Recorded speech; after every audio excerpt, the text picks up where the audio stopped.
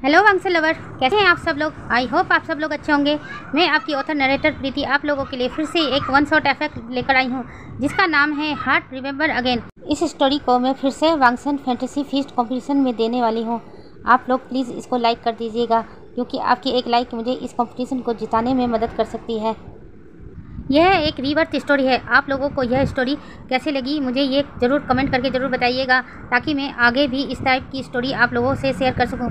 और जो मेरे चैनल पर नए आ रहे हैं प्लीज़ मेरे चैनल को सब्सक्राइब कर दीजिए और बैकग्राउंड नॉइज़ को प्लीज़ इग्नोर कीजिएगा।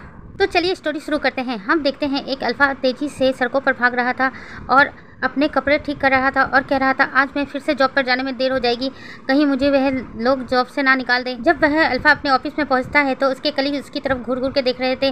तभी उसका एक फ्रेंड उसके पास आता है और कहता है बॉस तुम्हें बुला रहे थे, तुम अभी तक नहीं आए, इस वजह से वह गुस्सा है, जाओ उनके ऑफिस रूम में, वह तुम्हारा ही इंतजार कर रहे हैं। अल्फ़ा जब यह सुनता है तो वह घबरा जाता है और घबराते हुए अपने बॉस के केबिन के सामने जाकर उनके रूम का दरवाज़ा खटखटाता है।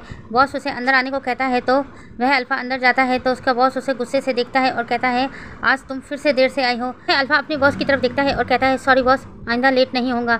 उसका बॉस उसकी तरफ गुस्से से देखता है और कहता है लैन वांग जी, तुम हमेशा ऐसा कहते हो और लेट हो जाते हो, मैं तुम्हें अब इस जॉब पर नहीं रख सकता, तुम्हें मैं इस जॉब से निकाल रहा हूँ, तुम्हें मैं फायर कर रहा हूँ। वांग जी जब यह सुनता है तो हैरान हो जाता है और कहता है नहीं सर, आप ऐसा मत कीजिए, मुझे जॉब से मत निकालिए, मैं आइंदा से ध्यान रखूँगा, मैं कभी लेट नहीं होऊंगा। तब उसका बॉस कहता है नहीं, मैं तुम्हें जॉब पर वापस नहीं ले सकता, अब तुम यहाँ से जा सकते हो। वांग जी जब यह सुनता है तो उसका चेहरा उदास हो जाता है और वह अपने बॉस के केबिन से बाहर आ जाता है। उसके कलीग उसकी तरफ देख रहे थे, उसके चेहरे से ही पता चल रहा था कि आज वांग जी को उसके जॉब से निकाल दिया है। वांग जी अपने कलीग की तरफ देखता है और कहता है कि मुझे बॉस ने जॉब से निकाल दिया है। ऐसा कहकर वह अपनी सीट पर आता है और अपना सामान समेटने लगता है। तभी उसका दोस्त उसके पास आता है और कहता है वांग जी अब तुम क्या करोगे। वांग जी अपने फ्रेंड की तरफ देखता है और कहता है पता नहीं अब क्या करूँगा, ये तीसरी जॉब है जो मेरी चली गई है, मैं जॉब पर लगता हूँ और मेरे को जॉब से निकाल दिया जाता है, अब मैं क्या करूँ, मुझे कुछ समझ में नहीं आ रहा। तुम्हें तो अच्छी तरह पता है ना कि मेरे घर की हालत कैसी है, मेरे डैड नहीं है और मॉम भी बीमार रहती है, मेरा ज़्यादातर पैसा मॉम की दवाइयों पर ही निकल जाता है, मैं घर कैसे चलाऊंगा ये सोच रहा हूँ मैं। ऐसा कहकर वांग जी वहाँ से जाने लगता है। तभी उसका फ्रेंड उसके पास आता है और कहता है वांग जी क्या तुम वेटर की जॉब कर सकते हो। वांग जी हैरानी से अपने फ्रेंड की तरफ देखता है और कहता है तुम ये कैसी बातें कर रहे हो, वेटर की जॉब और मैं इतना पढ़ा लिखा हूँ। उसका फ्रेंड उसकी तरफ देखता है और कहता है ये ऐसी वैसी जॉब नहीं है, ये एक क्रूज़ पे जॉब है, तुम वहाँ पर 15-20 दिन के लिए जाओगे और फिर तुम्हें उसकी अच्छी खासी सैलरी भी मिलेगी, वे लोग अच्छा पैसा देते हैं। वांग जी जब ये सुनता है तो थोड़ा सोच में पड़ जाता है और कहता है 15-20 दिन के लिए। उसका फ्रेंड हाँ में सर हिलाता है। फिर वांग जी कहता है ठीक है तुम उन लोगों से बात कर लो, मैं जाने को राज़ी हूँ। ऐसा कहकर वांग जी अपना सामान लेकर वहाँ से चला जाता है। वांग जी अपना सामान लेकर ऑफिस से बाहर ही निकल रहा था। तभी अचानक उसके पास एक स्पोर्ट कार आकर रुकती है।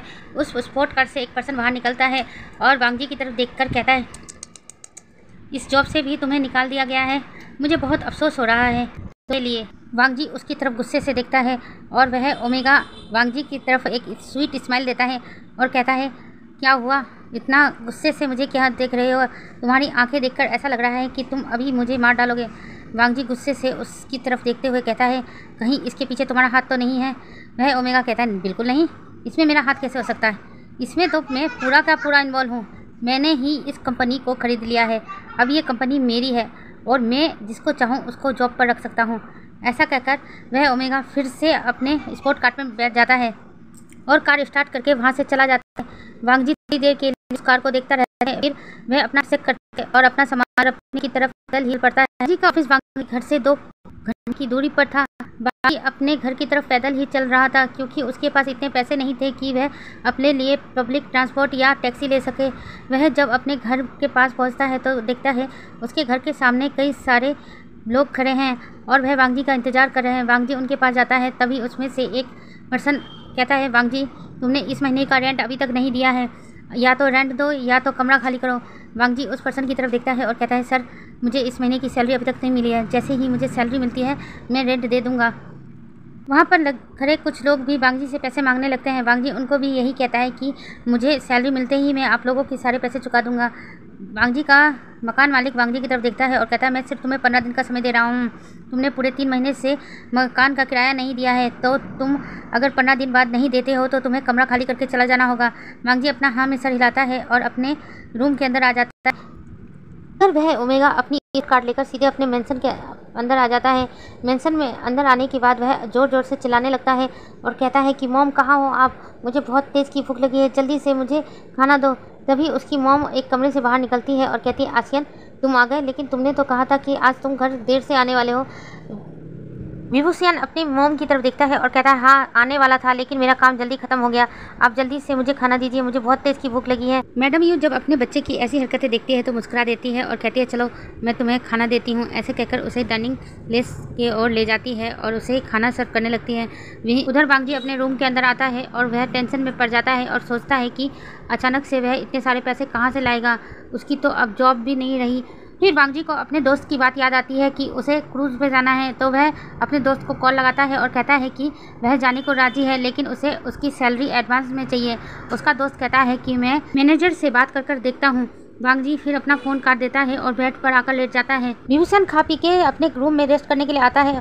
पहले वह फ्रेश होने जाता है और फ्रेश होने के बाद आकर वह बेड पर लेट जाता है। तभी उसका फ़ोन रिंग करता है। वह फ़ोन पर किसी पर्सन से बात करता है और जैसे ही वह बात करता है तो वह बहुत खुश हो जाता है और बिंग कहता है लैन वांगजी तुम मुझसे कैसे बचोगे। ऐसा कहकर वह स्माइल करता है। विभूषण थोड़ी देर के लिए कुछ सोचता है और फिर अपने बेड से उठ जाता है और सीधे अपने रूम से बाहर निकल जाता है और वह सीधे जाकर अपने मॉम डैड के रूम में आ जाता है। उसके मॉम डैड कुछ बातें कर रहे थे। विभूषण की हमेशा से ये आदत थी, वह बिना परमिशन के ही किसी के भी रूम में चला जाता था। उसके मॉम डैड उसे देखकर कहते हैं आशियान बेटा क्या बात है।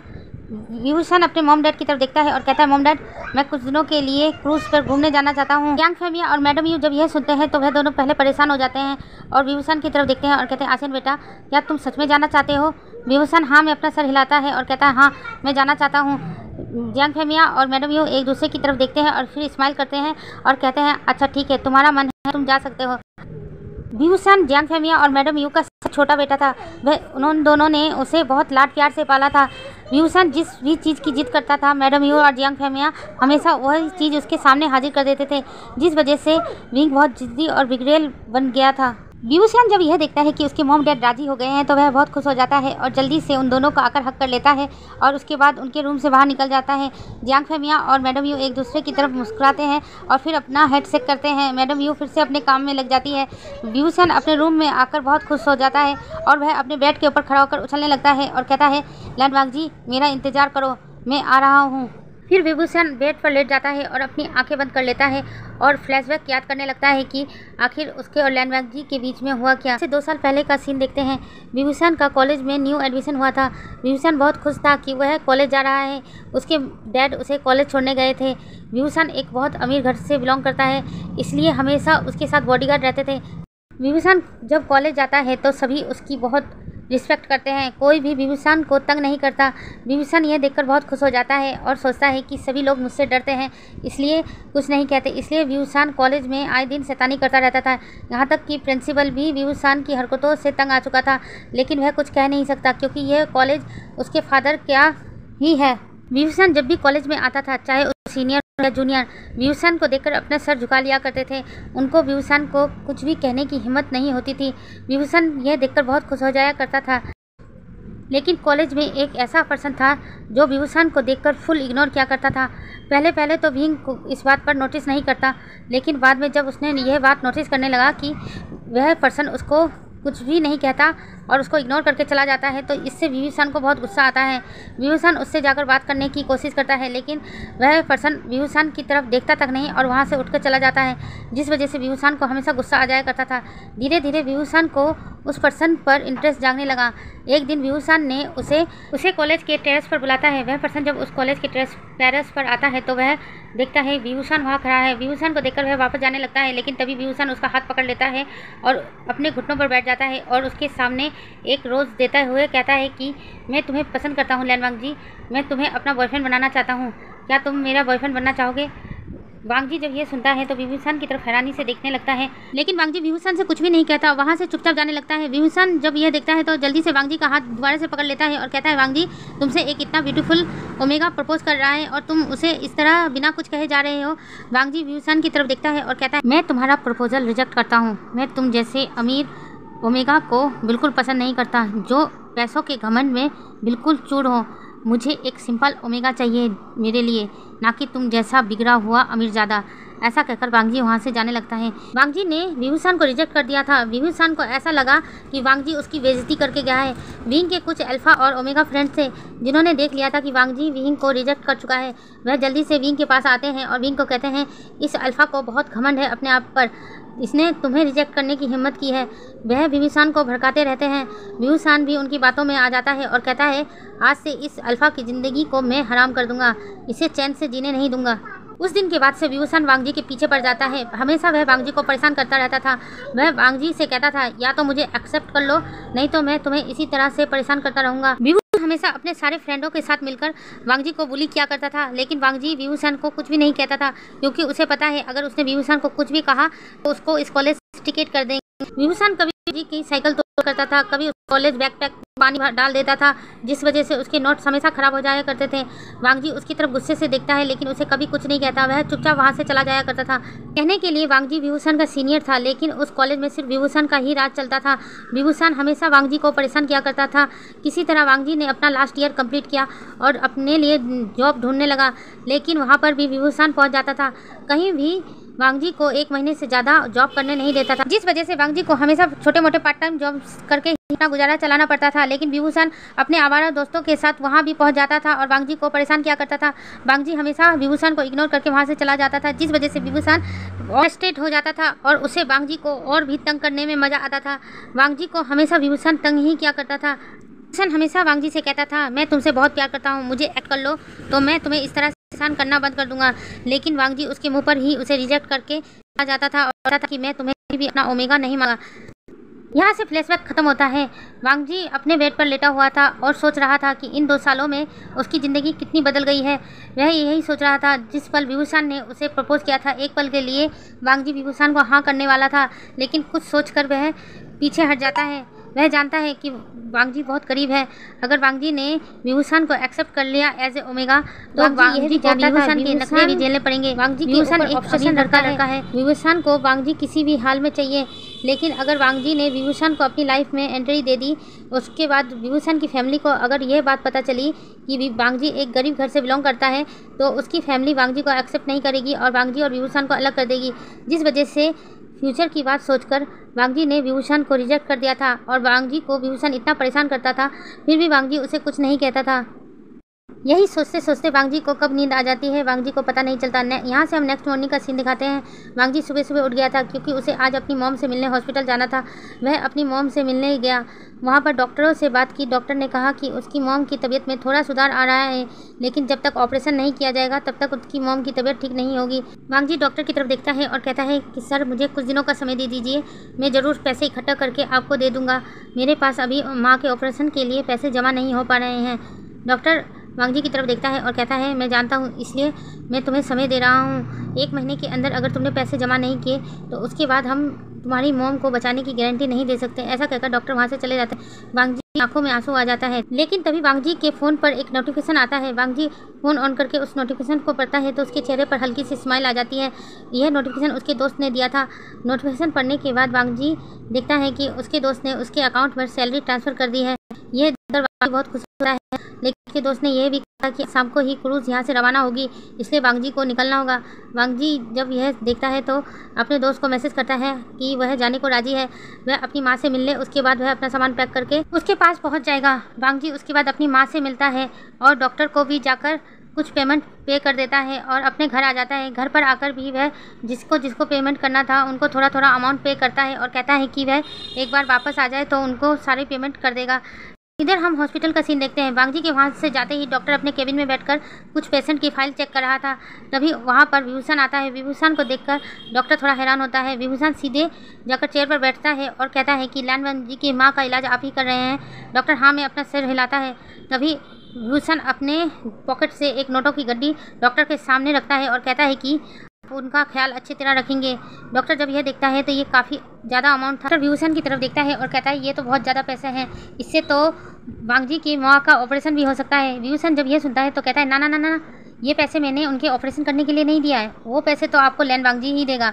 लेकिन जब तक लैन वांगजी यहाँ नहीं आ, उसकी माँ का अच्छे से ख्याल रखना। अगर उसकी माँ को कुछ हुआ ना, उसके बाद मैं आपका क्या करूँगा ये आप नहीं जानते। वहाँ से चला जाता है। डॉक्टर अभी भी उन नोटों की गड्डी की तरफ देखता है और मुस्कुरा देता है। वांग जी अपना सामान पैक कर इवनिंग में ही अपने फ्रेंड्स के पास चला जाता है। उसका फ्रेंड उसे सीधे क्रूज़ पर ले जाता है और वहाँ के मैनेजर से वांग जी की बातचीत करवा देता है। मैनेजर वांग जी से बोलता है कि तुमने पहले ही एडवांस में पेमेंट ली है, इसलिए अब तुम इस जॉब से मना नहीं कर सकते हो। वांग जी हाँ में अपना सर हिला देता है। उसके बाद मैनेजर उसे सारा काम समझाने लगता है और कहता है रात को लगभग 9 बजे यहाँ से क्रूज़ रवाना होगी, तब तक सारे गेस्ट भी आ जाएंगे।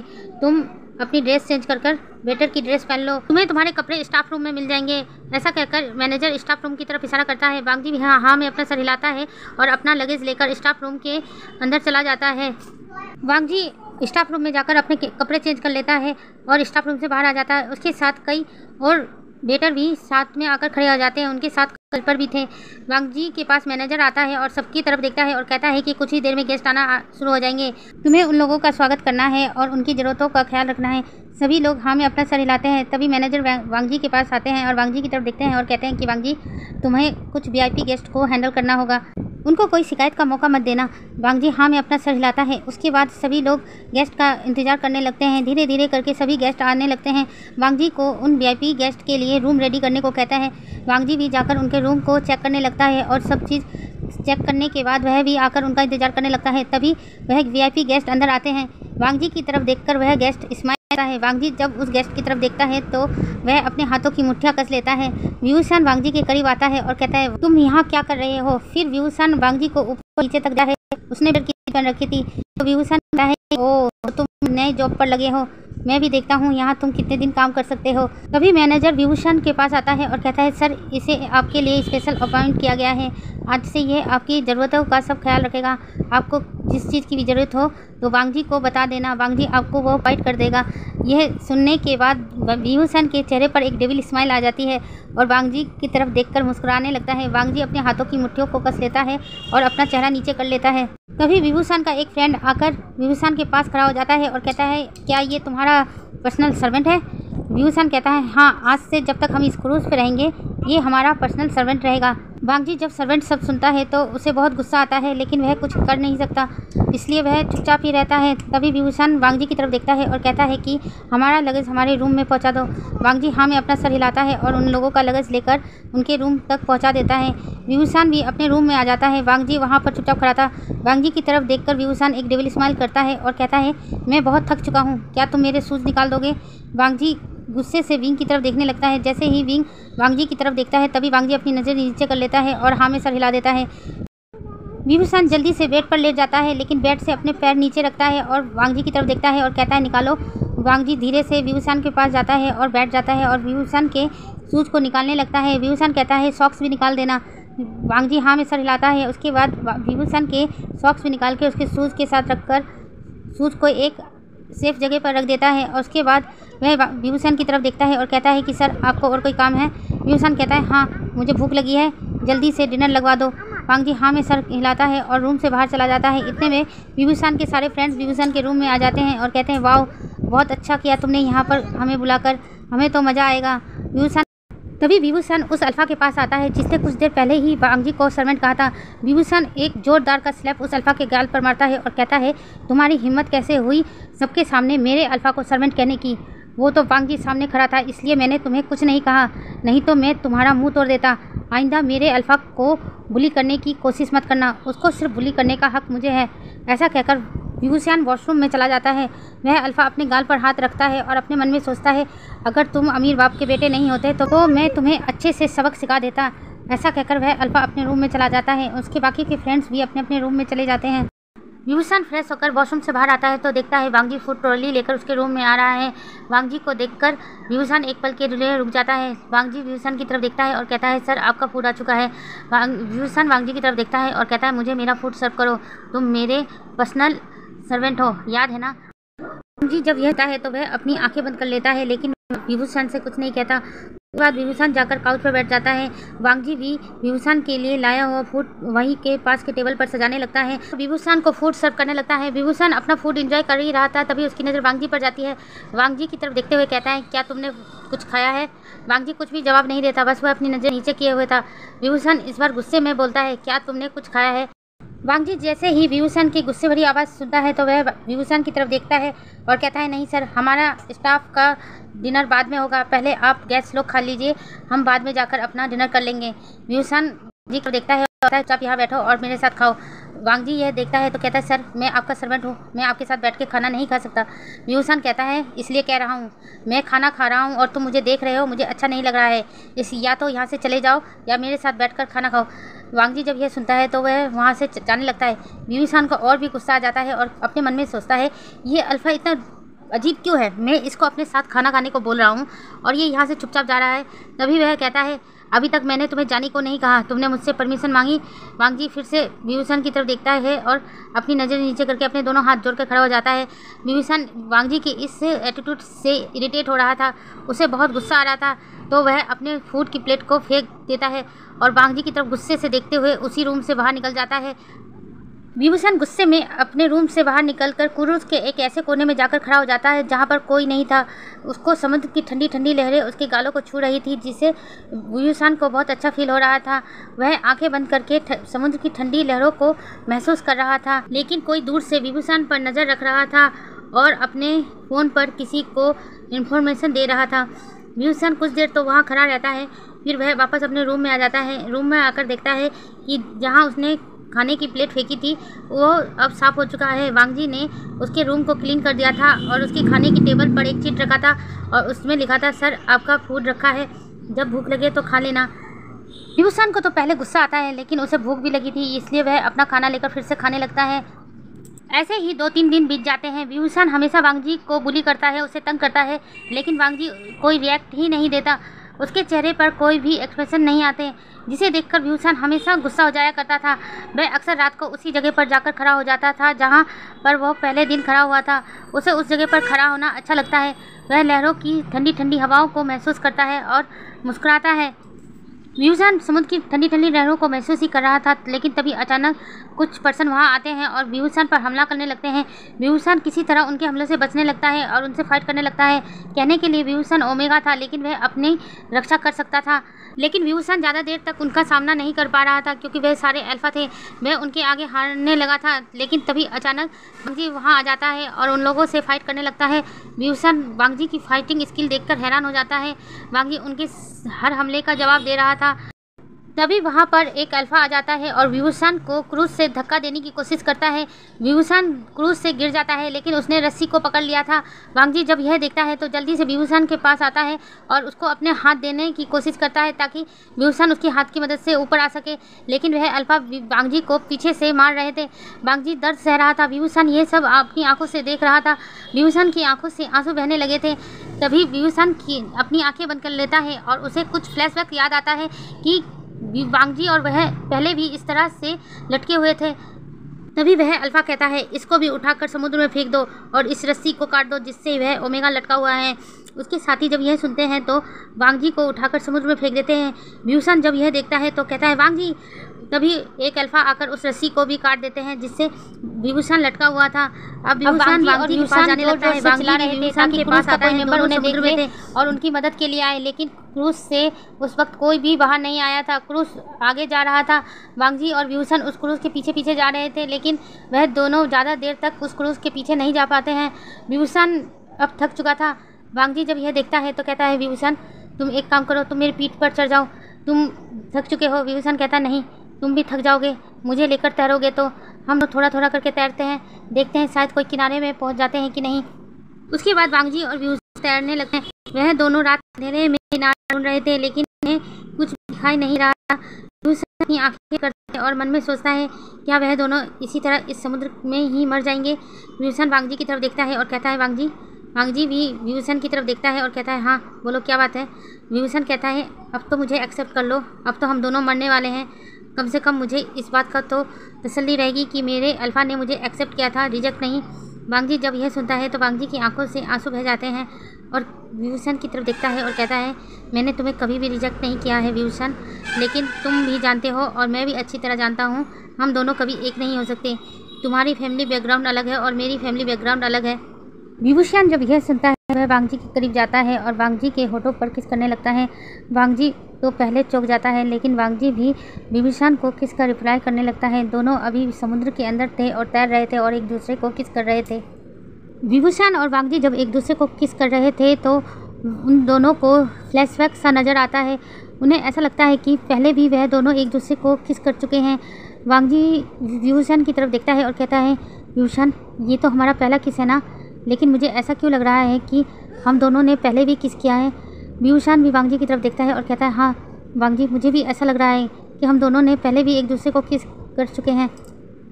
उसके बाद वह दोनों एक दूसरे से थोड़ा आते हैं और अपने आस देखने लगते हैं। वह दोनों अभी समुद्र में थे, उन्हें आस कुछ भी नजर नहीं आ रहा था। वांगजी विभीषण के पास जाता है और कहता है कि विभीषण हमें इसी तरह से तैरते रहना होगा। लेकिन विभीषण कहता है, हम कितनी दूर तक तैरेंगे, हमें अभी कुछ भी नहीं दिखाई दे रहा है, हमें सुबह होने तक का इंतज़ार करना होगा, नहीं तो हम इस समुद्र में भटक जाएंगे। वांगजी विभीषण की बात सुनकर कहता है, सारी रात इस तरह समुद्र में तो तैर नहीं सकते, हमें कुछ न तो कुछ करना होगा। उसके बाद वांगजी कुछ सोचने लगता है और अपनी शर्ट खोलने लगता है। वांगजी जब शर्ट खोल रहा था, विभीषण ये देखकर हैरान हो जाता है और वांगजी से कहता है, वांगजी तुम अपनी शर्ट क्यों खोल रहे हो।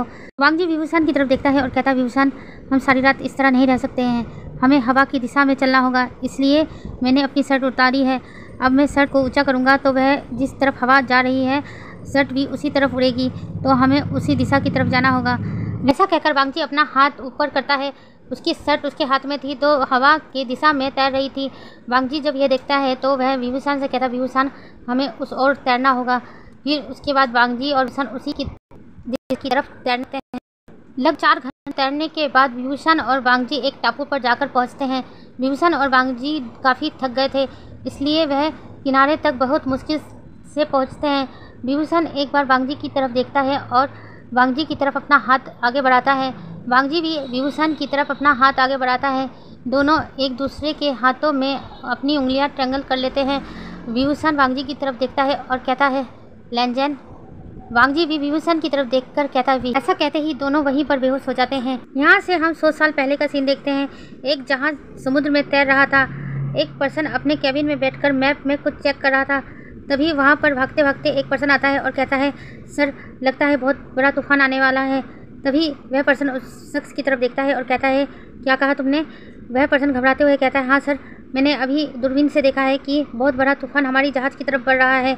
जैसे ही वह पर्सन यह सुनता है तो वह जल्दी से भागकर जहाज़ के फ्रंट साइड में आ जाता है और वह भी दूरबीन से देखने लगता है। तो वह देखता है कि तूफान सच में उनकी तरफ बहुत तेज़ी से बढ़ रहा है। वह पर्सन जल्दी से कप्तान के पास जाता है और कहता है, जहाज़ की दिशा मोड़ो, नहीं तो हमारे यहाँ जहाज़ तूफान की चपेट में आ जाएगा, हमारा बहुत नुकसान हो जाएगा।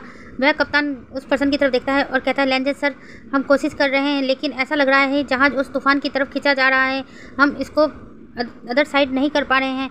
लैंजन जब यह सुनता है तो जल्दी से वह भी कप्तान की मदद करने लगता है, लेकिन तूफान उनके जहाज़ के बहुत करीब आ चुका था। लैंजन अपने जहाज़ की दिशा मोड़ने की बहुत कोशिश करता है लेकिन वह कर नहीं पाता। तभी एक समुद्र की तेज़ लहरें उनके जहाज़ की तरफ आती है, उनके जहाज़ को तहस नहस कर देती है। लैंजन और उसके सभी साथी समुद्र में इधर से उधर तैरने लगते हैं। सभी साथी एक दूसरे से बिछड़ जाते हैं। लैंजन अकेला ही समुद्र में तैर रहा था। लगभग 4 घंटे तैरने के बाद अचानक उसे एक टापू नजर आता है। वह तैरते तैरते उस टापू तक पहुंच जाता है, लेकिन जैसे ही वह किनारे पर पहुंचता है वहीं पर बेहोश हो जाता है। लगभग 2 दिन बाद लैंजन को होश आता है। वह धीरे धीरे अपनी आंखें खोलता है और अपने आसपास देखने लगता है। तब उसे महसूस होता है कि वह एक झोपड़ी में है। उसके आसपास बहुत सारे लोग घेरे हुए देख रहे हैं। लैंजन जल्दी से उठने की कोशिश करता है। तभी एक ओल्ड लेडी आती है और लैंजन को लेटे रहने को कहती है, लेकिन लैंजन को उनकी भाषा समझ में नहीं आ रही थी, इसलिए लैंजन हैरानी से उन लोगों की तरफ देख रहा था। लैंजन अपने आसपास देखता है और देखता है कि वहाँ पर अल्फ़ा और ओमेगा दोनों के ही लंबे लंबे बाल हैं। यह देख के लैंजन थोड़ा हैरान होता है, लेकिन फिर वह उठने की कोशिश करता है और उनसे पूछता है कि मैं कहाँ पर हूँ, लेकिन लैंजन की भाषा भी उन लोगों को समझ में नहीं आ रही थी। तभी वहाँ पर एक पर्सन आता है। लैंजन उसकी तरफ देखने लगता है। उसे देखकर ऐसा लग रहा था कि वह यहाँ का किंग है। लैंजन उनकी तरफ देखता है और पूछता है कि मैं यहाँ कैसे आया और इस वक्त मैं कहाँ पर हूँ। वह पर्सन उसकी तरफ देखता है और थोड़ा सा मुस्कुरा देता है और इशारे में उसे बताने लगता है कि वह समुद्र के किनारे मिला था और उसे 2 दिन हो गए यहाँ आए हुए। गाइस, इसके बाद से लैंजन और वह लोग आपस में इशारों में ही बातें करेंगे, क्योंकि लैंजन को ना तो उनकी भाषा समझ में आ रही थी, ना उन्हें लैंजन की भाषा समझ में आ रही थी।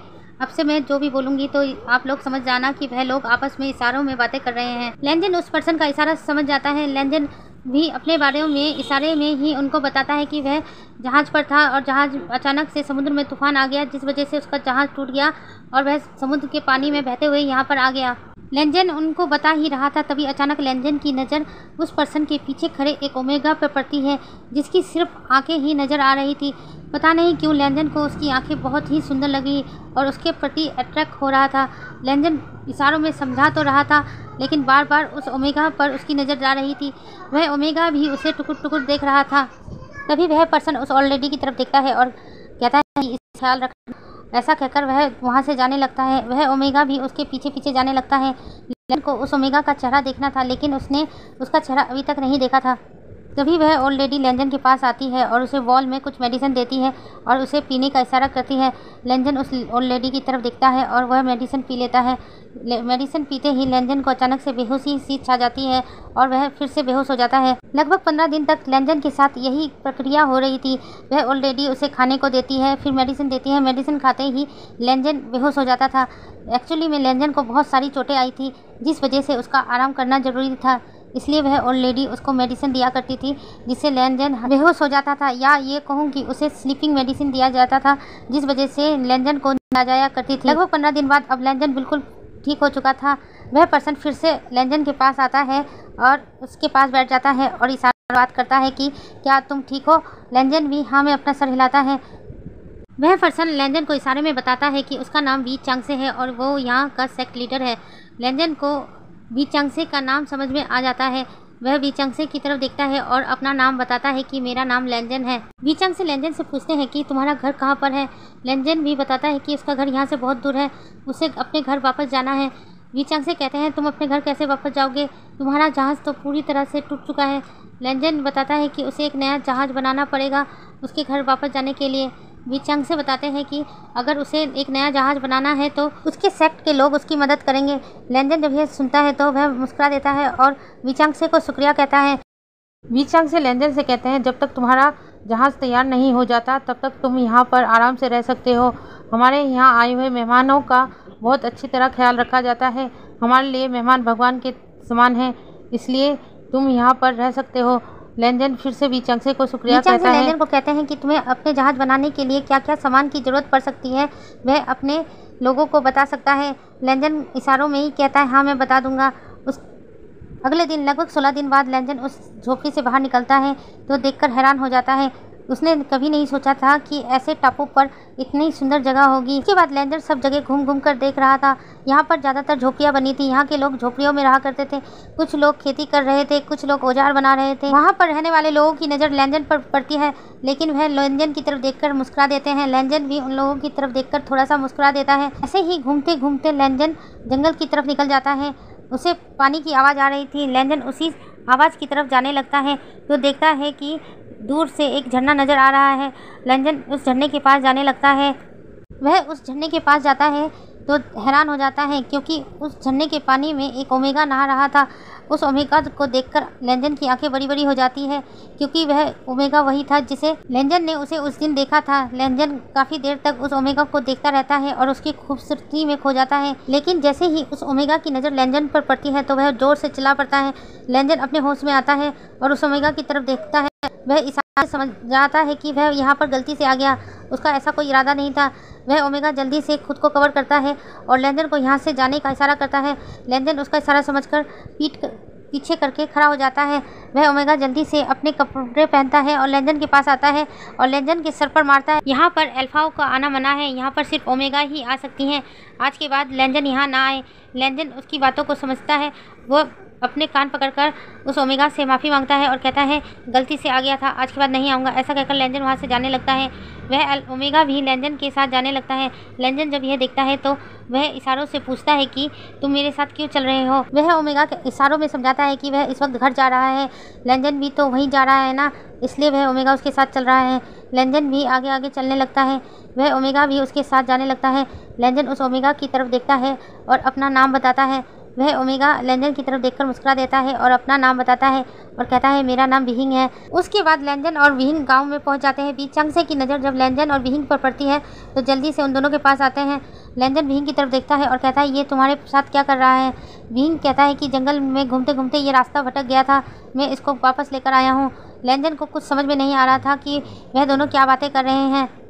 उसके बाद वी चांगसे लेंजन की तरफ देखते हैं और उसे बताते हैं कि इस तरह अकेले कहीं मत जाया करो, तुम यहाँ पर नए हो, अगर तुम जंगल में खो गए तो जंगली जानवर तुम्हें मार डालेंगे। लेंजन हाँ में अपना सर हिलाता है। वी चांगसे विहिंग की तरफ देखते हैं और विहिंग से कहते हैं आज ये हमारे साथ खाना खाएगा, तुम्हारी माँ को कहो कि खाने की तैयारी करें।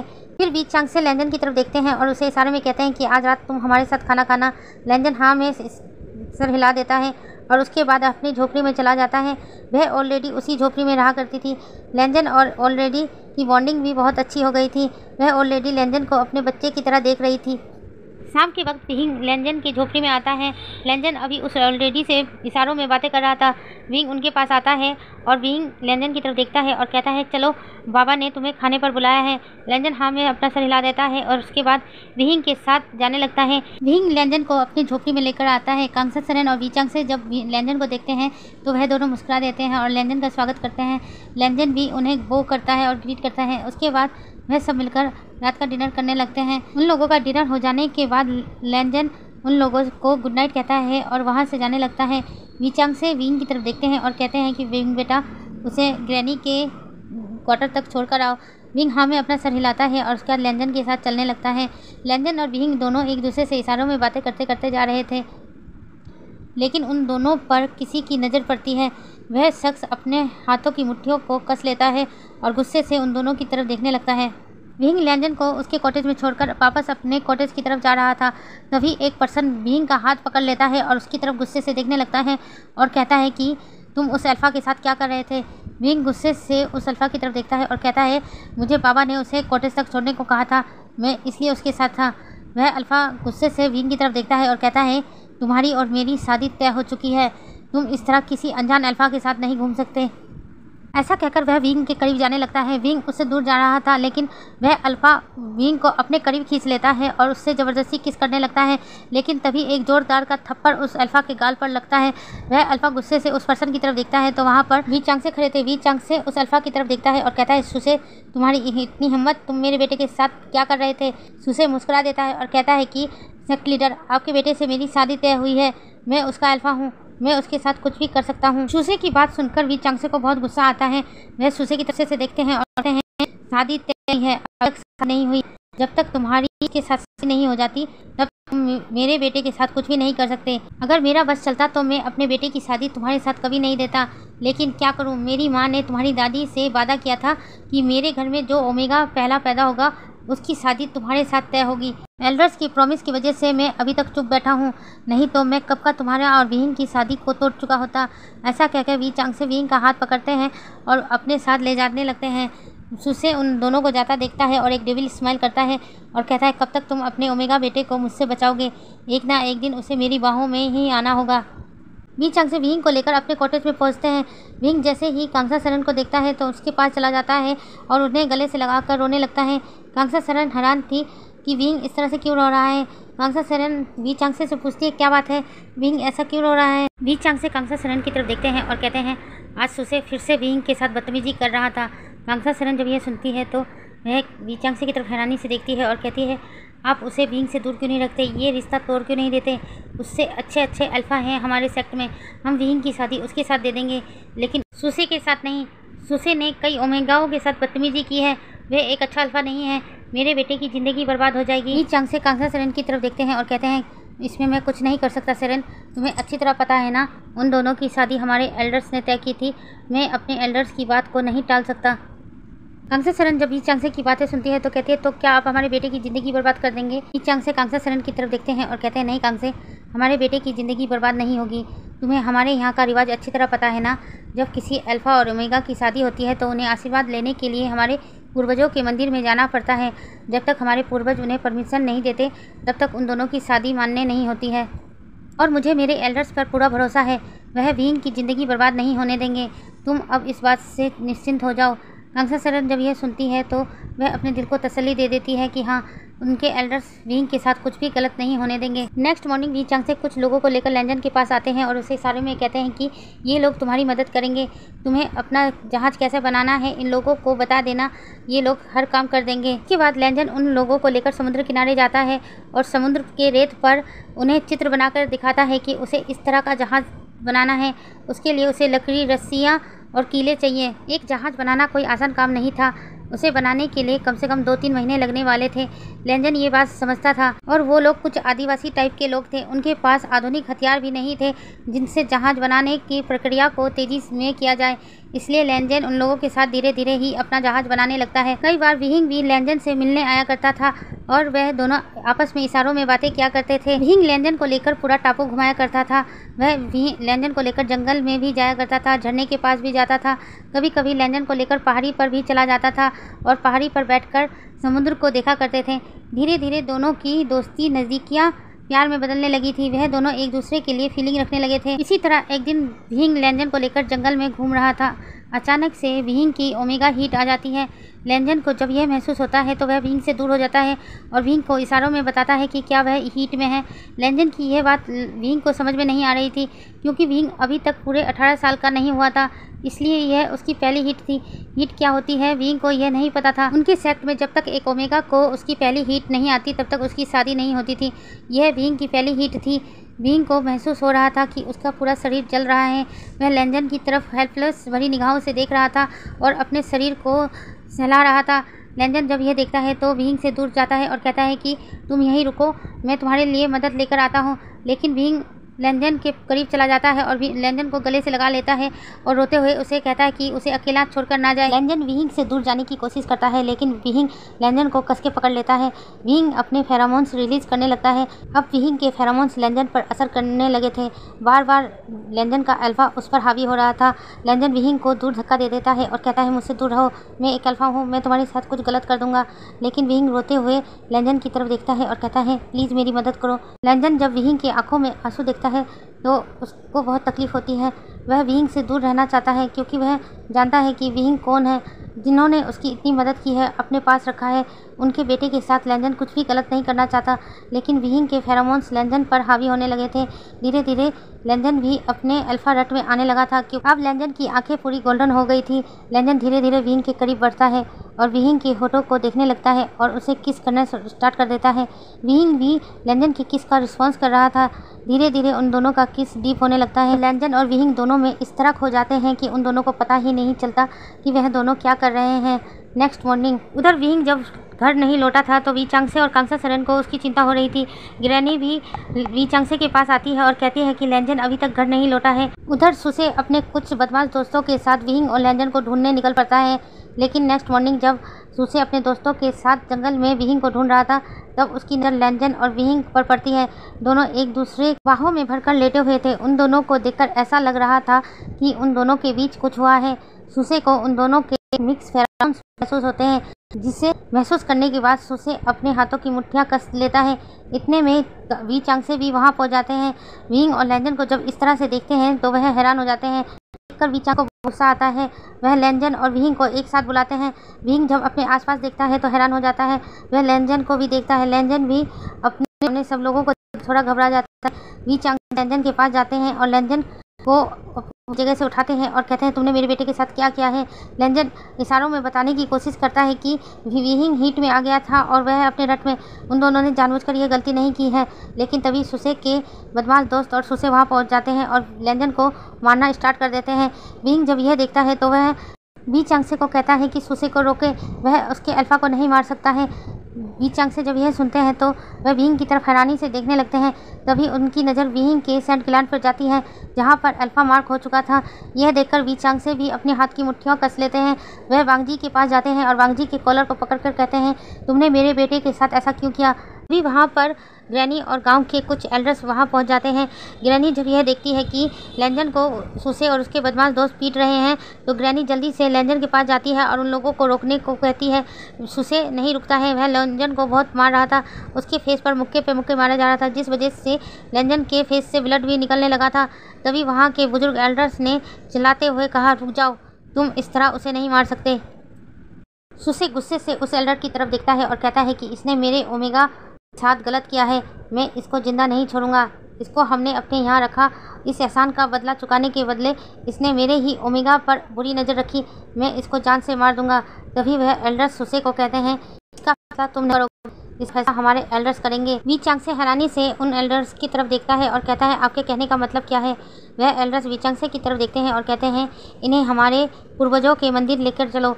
अगर हमारे पूर्वजों ने इन दोनों के रिश्ते को एक्सेप्ट कर लिया तो हम वहीं पर इन दोनों की शादी करा देंगे।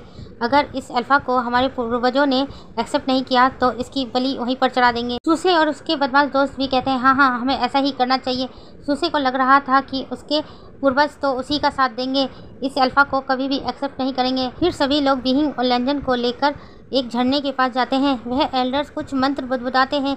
जैसे ही वह एल्डर्स मंत्र पढ़ते हैं तभी उस झरने का पानी रुक जाता है और वहाँ पर एक गुफा नज़र आती है। फिर सभी उस गुफा के अंदर आ जाते हैं। लेंजन और विहिंग एक दूसरे की तरफ देख रहे थे। विहिंग जानता है ये कौन सी जगह है, लेकिन लेंजन इस जगह से अनजान था। वह उस जगह को अच्छी तरह देख रहा था। वहाँ पर कई सारी मूर्तियाँ रखी थी। इस गुफा में हर तरफ पानी ही पानी था। वह मूर्तियाँ भी पानी से गीली हुई थी। यह देखकर लेंजन हैरान हो जाता है। विहिंग लेंजन को इशारे में कहता है कि यहाँ हमारे पूर्वजों की मूर्ति है। तभी वी चांगसे लेंजन और विहिंग के पास आते हैं और लेंजन की तरफ देखते हैं और कहते हैं, ये हमारे लिए बहुत पवित्र जगह है। यहाँ पर हमारे पूर्वजों की मूर्तियाँ हैं। हमारे यहाँ अगर कोई मर जाता है तो उसकी आत्मा इन मूर्तियों में समा जाती है और जब किसी ओमेगा और अल्फा की शादी होती है तो वह दोनों यहाँ आकर पूर्वजों से आशीर्वाद लेते हैं। जब तक पूर्वज उन दोनों को आशीर्वाद ना दे दे तब तक उन दोनों की शादी नहीं मानी जाती। विहिंग लेंजन को इशारों में यह सब समझा रहा था। लेंजन जब यह सुनता है तो वह अपने घुटनों के बल बैठ जाता है और उन मूर्तियों की तरफ देखता है और कहता है, मुझे माफ़ कर दो, मैंने ये गलती जानबूझकर नहीं की, लेकिन मैं अपनी जिम्मेदारी से पीछे नहीं हटूँगा। मैं उस ओमेगा से शादी करूँगा।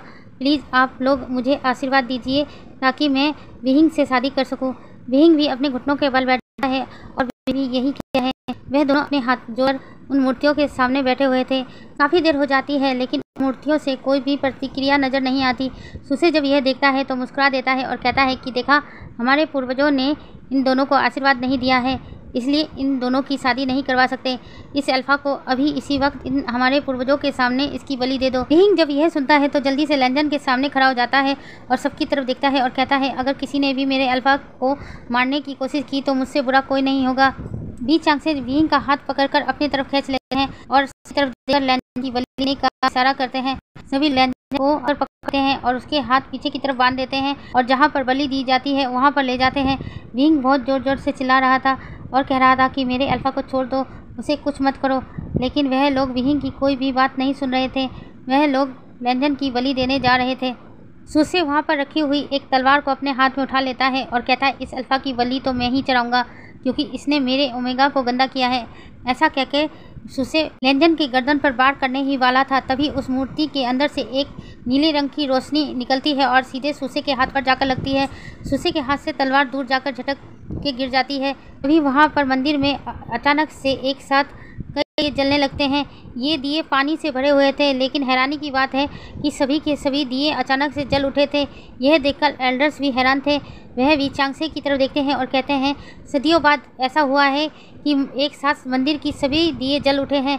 ऐसा कभी होता नहीं है, लेकिन आज हुआ है। यहाँ के दिए एक साथ तभी जलते हैं जब कोई अल्फा और ओमेगा 7 जन्मों के लिए एक दूसरे से बंधे होते हैं। उसके बाद वह एल्डर्स वी चांगसे की तरफ देखता है और कहता है कि उस अल्फा के हाथ को खोल दो और विहिंग और उस अल्फा की अभी इसी वक्त शादी करवा दो। सुसे जब यह सुनता है तो कहता है, नहीं, ऐसा नहीं हो सकता। विहिंग की शादी मेरे साथ तय हुई थी, उसकी शादी मेरे अलावा किसी और के साथ नहीं होगी। वह एल्डर्स सुसे की तरफ गुस्से से देखते हैं और कहते हैं, हमारे पूर्वजों ने उसे आशीर्वाद दिया है, अब इस शादी को हम टाल नहीं सकते। एल्डर्स की बात सुनकर वी चांगसे लेंजन के पास जाते हैं और उसके हाथों को खोल देते हैं। विहिंग भी जल्दी से लेंजन के पास जाता है और लेंजन को इशारे से समझाता है कि उन दोनों की शादी होने वाली है। लेंजन यह सुनकर मुस्कुरा देता है। उसके बाद उसी मंदिर में उन दोनों की शादी की रिचुअल परफॉर्म की जाती है। अब दोनों शादीशुदा थे। उसके थोड़ी देर बाद सभी लोग उस मंदिर से बाहर आ जाते हैं। वह एल्डर्स फिर से उस गुफा की तरफ देखते हैं और कुछ मंत्र बुदबुदाते हैं तो फिर से झरने का पानी बहने लगता है। फिर सभी लोग गांव की तरफ चलने लगते हैं। गांव में पहुंचते ही कांसा सेरन और ग्रैनी की नज़र जब लैंजन और विहिंग पर पड़ती है तो वह दोनों ही उन दोनों के पास आ जाते हैं। ग्रैनी जल्दी से प्यार से लैंजन के गालों को सहलाती है और कहती है, बच्चा तुम कहाँ चले गए थे? मुझे तुम्हारी कितनी फिक्र हो रही थी। वी चांग से कांसा सेरन और ग्रैनी के पास आते हैं और उन्हें बताते हैं कि लैंजन और विहिंग की शादी हो चुकी है। कांसा सेरन जब यह सुनती है तो हैरानी से विहिंग की तरफ देखती है और कहती है, आप क्या कह रहे हैं? इसके बाद से कांसा सेरन को सारी घटना है कि कैसे लैंजन और रट और हीट में आ गए थे और उन दोनों से गलती हो गई थी, जिस वजह से उन्हें पूर्वजों के मंदिर ले जाया गया था। पूर्वजों ने इन्हें आशीर्वाद दिया है, इस वजह से इन दोनों की शादी करवा दी गई है। कांसा सेरन जब यह सुनती है तो वह बहुत खुश हो जाती है, क्योंकि चलो अब उनके बेटे की शादी उस सोसे के साथ तो नहीं होने वाली। उसके बाद वी चांग से लैंजन और विहिंग की तरफ देखते हैं और विहिंग से बोलते हैं, विहिंग तुम्हें तो पता है ना यहाँ का नियम, जब किसी अल्फ़ा और ओमेगा की शादी होती है तो उन्हें अपना घर खुद ही अपने हाथों से बनाना होता है। इसके बाद वह लैंजन की तरफ देखते हैं और कहते हैं, बेटा हमारे यहाँ का नियम है कि जब अल्फ़ा और ओमेगा की शादी होती है वह अपने लिए खुद की झोपड़ी बनाते हैं, इसलिए तुम दोनों अपने लिए झोपड़ी बना लो। अभी तुम्हारा जहाज़ तैयार नहीं हुआ है, जब तुम्हारा जहाज़ तैयार हो जाएगा तब तुम विहिंग को यहाँ से अपने साथ ले जा सकते हो या हमेशा के लिए हमारे यहाँ रह सकते हो। लैंजन उनकी बात समझ जाता है। लैंजन कहता है, नहीं, मेरा पूरा परिवार वहाँ पर मेरा इंतज़ार कर रहा होगा, इसलिए मुझे जाना पड़ेगा। तभी कांसा सेरन वी चांग से के पास आती है और कहती है कि अभी फ़िलहाल के लिए ये दोनों कहाँ रहेंगे, इन दोनों का तो अभी घर तैयार भी नहीं हुआ है।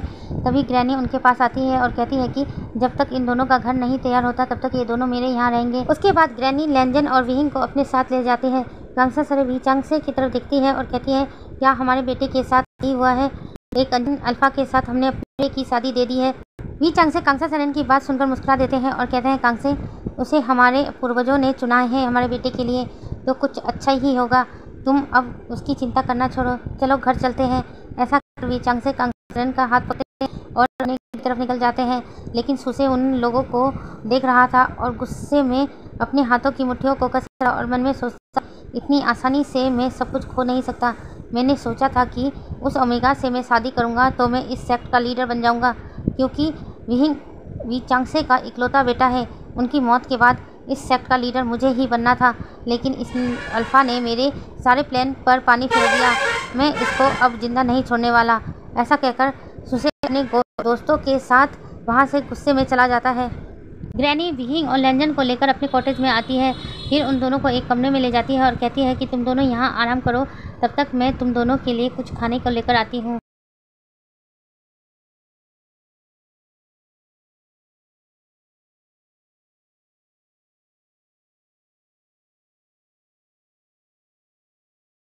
ग्रैनी के बाहर जानते ही विहिंग और लैंजन एक दूसरे की तरफ देखने लगते हैं।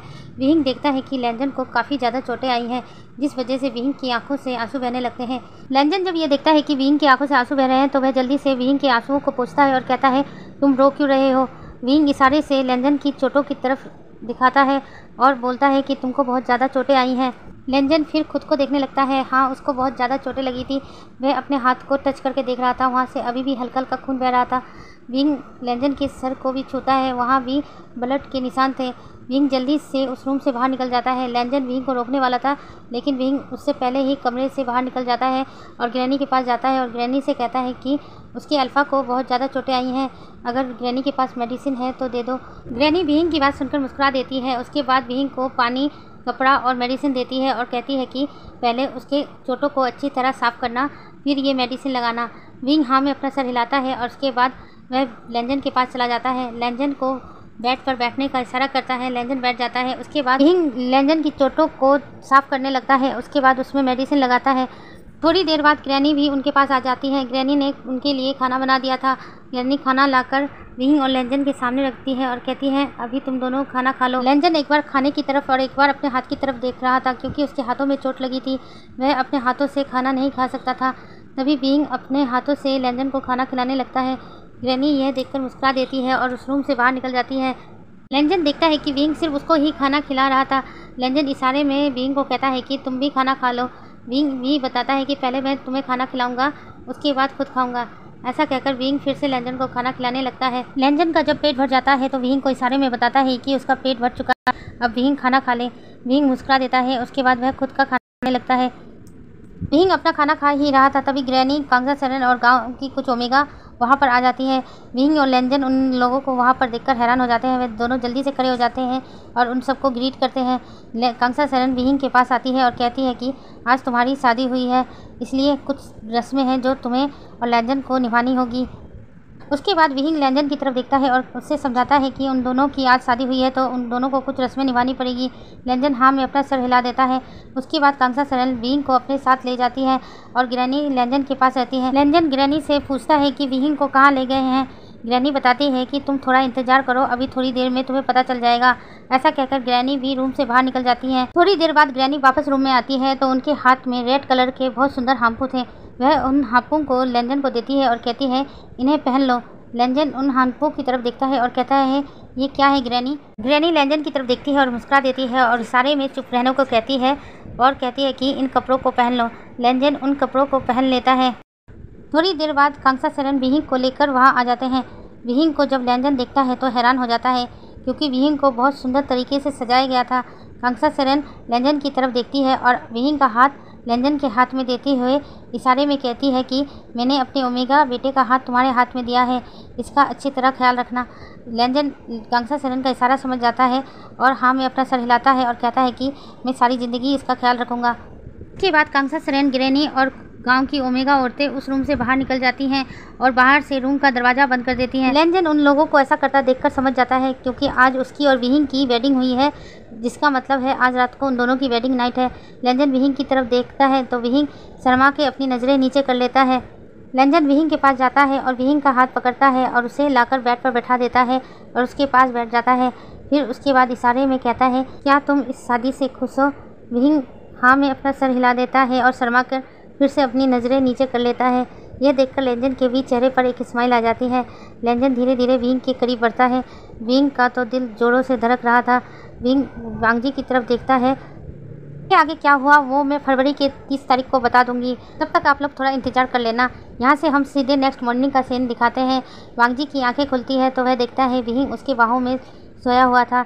यह देखकर लेंजन के चेहरे पर एक हल्की सी स्माइल आ जाती है। वह विहिंग की तरफ थोड़ा सा झुकता है और उसके फोरहेड पर एक किस कर लेता है, जिस वजह से विहिंग की भी आंखें खुल जाती है। वह लेंजन की तरफ देखता है। लेंजन विहिंग की तरफ देखकर मुस्कुरा देता है। विहिंग भी मुस्कुरा देता है। दोनों उठकर बैठ जाते हैं। विहिंग तो लेंजन को देखकर शर्मा रहा था और खुद को कवर करने की कोशिश कर रहा था क्योंकि इस वक्त विहिंग पूरा नेकेड था।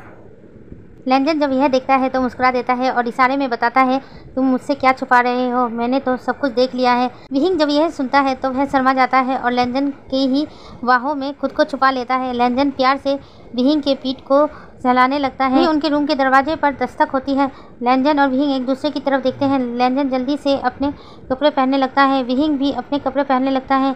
लेंजन जल्दी से जाकर दरवाज़ा खोलता है तो सामने ग्रैनी थी। ग्रैनी लेंजन की तरफ देखती है और मुस्कुरा देती है और कहती है कि विहिंग के फादर तुम दोनों से मिलना चाहते हैं, थोड़ी देर में तुम दोनों बाहर आ जाना। लेंजन हाँ में अपना सिर हिलाता है। ग्रैनी फिर उसके बाद वहाँ से चली जाती है। लेंजन अंदर आकर विहिंग को बताता है कि तुम्हारे फादर मिलने आए हैं, हम दोनों को उनसे मिलने जाना है। विहिंग भी हाँ में अपना सर हिला देता है और उसके बाद लेंजन के साथ रूम से बाहर निकल आता है। वी चांग से लेंजन और विहिंग को देखते हैं तो मुस्कुरा देते हैं और उन दोनों के करीब आ जाते हैं। फिर वी चांग से लेंजन की तरफ देखते हैं और उसे सारे में बताते हैं जब उनके यहाँ के किसी ओमेगा की शादी होती है तो ओमेगा का फादर उसके अल्फा को उनका खुद का कॉटेज बनाने के लिए उनको ज़मीन देता है। यह हमारे यहाँ का रिवाज है, इसलिए मैं यहाँ पर आया हूँ। तुम दोनों मेरे साथ चलो। तुम दोनों को कौन सी जगह अच्छी लगेगी अपने कॉटेज बनाने के लिए मुझे बता देना। लेंजन और विहिंग वी चांग से के साथ जाने लगते हैं। विहिंग को एक जगह बहुत अच्छी लगती है। वह अपने फादर की तरफ देखता है और कहता है बाबा मैं यहाँ पर अपना घर बनाना चाहता हूँ। वी चांग से जब यह देखते हैं तो वह मुस्कुरा देते हैं और प्यार से अपने बेटे के सर पर हाथ चलाते हैं। उसके बाद वह लेंजन की तरफ देखते हैं और लेंजन से कहते हैं बेटा क्या तुम्हें ये जगह पसंद है। लेंजन हाँ में अपना सर हिला देता है और इशारे में बताता है कि अगर ये जगह विहिंग को पसंद है तो उसे भी पसंद है। यह देखकर वी चांग से मुस्कुरा देते हैं और कहते हैं ठीक है, कल मैं के लोगों को भेजूंगा, उनके साथ मिलकर तुम दोनों अपना कॉटेज तैयार कर लेना। किस तरह का कॉटेज में तुम रहना चाहते हो। विहिंग हाँ में सर हिला देता है। लेंजन और विहिंग फिर उसके बाद ग्रैनी के घर वापस आ जाते हैं। लेंजन विहिंग की तरफ देखता है और इशारे में कहता है कि वह अपने जहाज़ पर जा रहा है, उसका काम अभी बहुत बाकी है। ऐसा कहकर लेंजन वहाँ से चला जाता है। विहिंग ग्रैनी के पास बैठकर बातें करने लगता है। ग्रैनी दोपहर का खाना बनाने की तैयारी करने लगती है तो विहिंग जब यह देखता है तो ग्रैनी से कहता है कि ग्रैनी क्या मैं खुद खाना बना सकता हूँ। ग्रैनी जब यह सुनती है तो मुस्कुरा देती है और कहती है अच्छा तुम अपने अल्फा के लिए खुद अपने हाथों से खाना बनाना चाहते हो। विहिंग हाँ में अपना सर हिला देता है। उसके बाद ग्रैनी सारा सामान विहिंग के पास लाकर देती है और कहती है ठीक है तुम बनाओ खाना, मैं बाहर का काम निपटा लेती हूँ। ऐसा कहकर ग्रैनी वहाँ से चली जाती है। विहिंग को खाना बनाना नहीं आता था, लेकिन उसने अपनी माँ को खाना बनाते हुए देखा था, इसलिए वह खाना बनाने की कोशिश करने लगता है। विहिंग का जब खाना बनाना हो जाता है तो वह ग्रैनी से कहता है लैंजन तो अपनी जहाज़ पर गया है, क्या मैं ये खाना वहाँ पर ले जाऊँ? ग्रैनी हाँ में अपना सर हिलाती है। विहिंग जल्दी से उस फूड को पैक करता है और वहाँ से चला जाता है। ग्रैनी ये देखकर मुस्कुरा देती है। तभी वी चांगसे और कांगसा सेरन वहाँ आ जाते हैं और ग्रैनी से कहते हैं उन्हें विहिंग से मिलना है। ग्रैनी बताती है कि विहिंग इस वक्त समुद्र किनारे गया है लैंजन से मिलने। कांगसा सेरन और वी चांगसे जब यह सुनते हैं तो हैरान हो जाते हैं और कहते हैं इस वक्त दोपहर हो रही है, विहिंग वहाँ क्यों गया है? तब ग्रैनी बताती है कि विहिंग ने आज खुद अपने अल्फा के लिए खाना बनाया है, उसे खिलाने गया है। कांगसा सेरन जब यह सुनती है तो हैरान हो जाती है और कहती है क्या विहिंग ने खुद अपने हाथों से खाना बनाया है? लेकिन उसे तो खाना बनाना नहीं आता।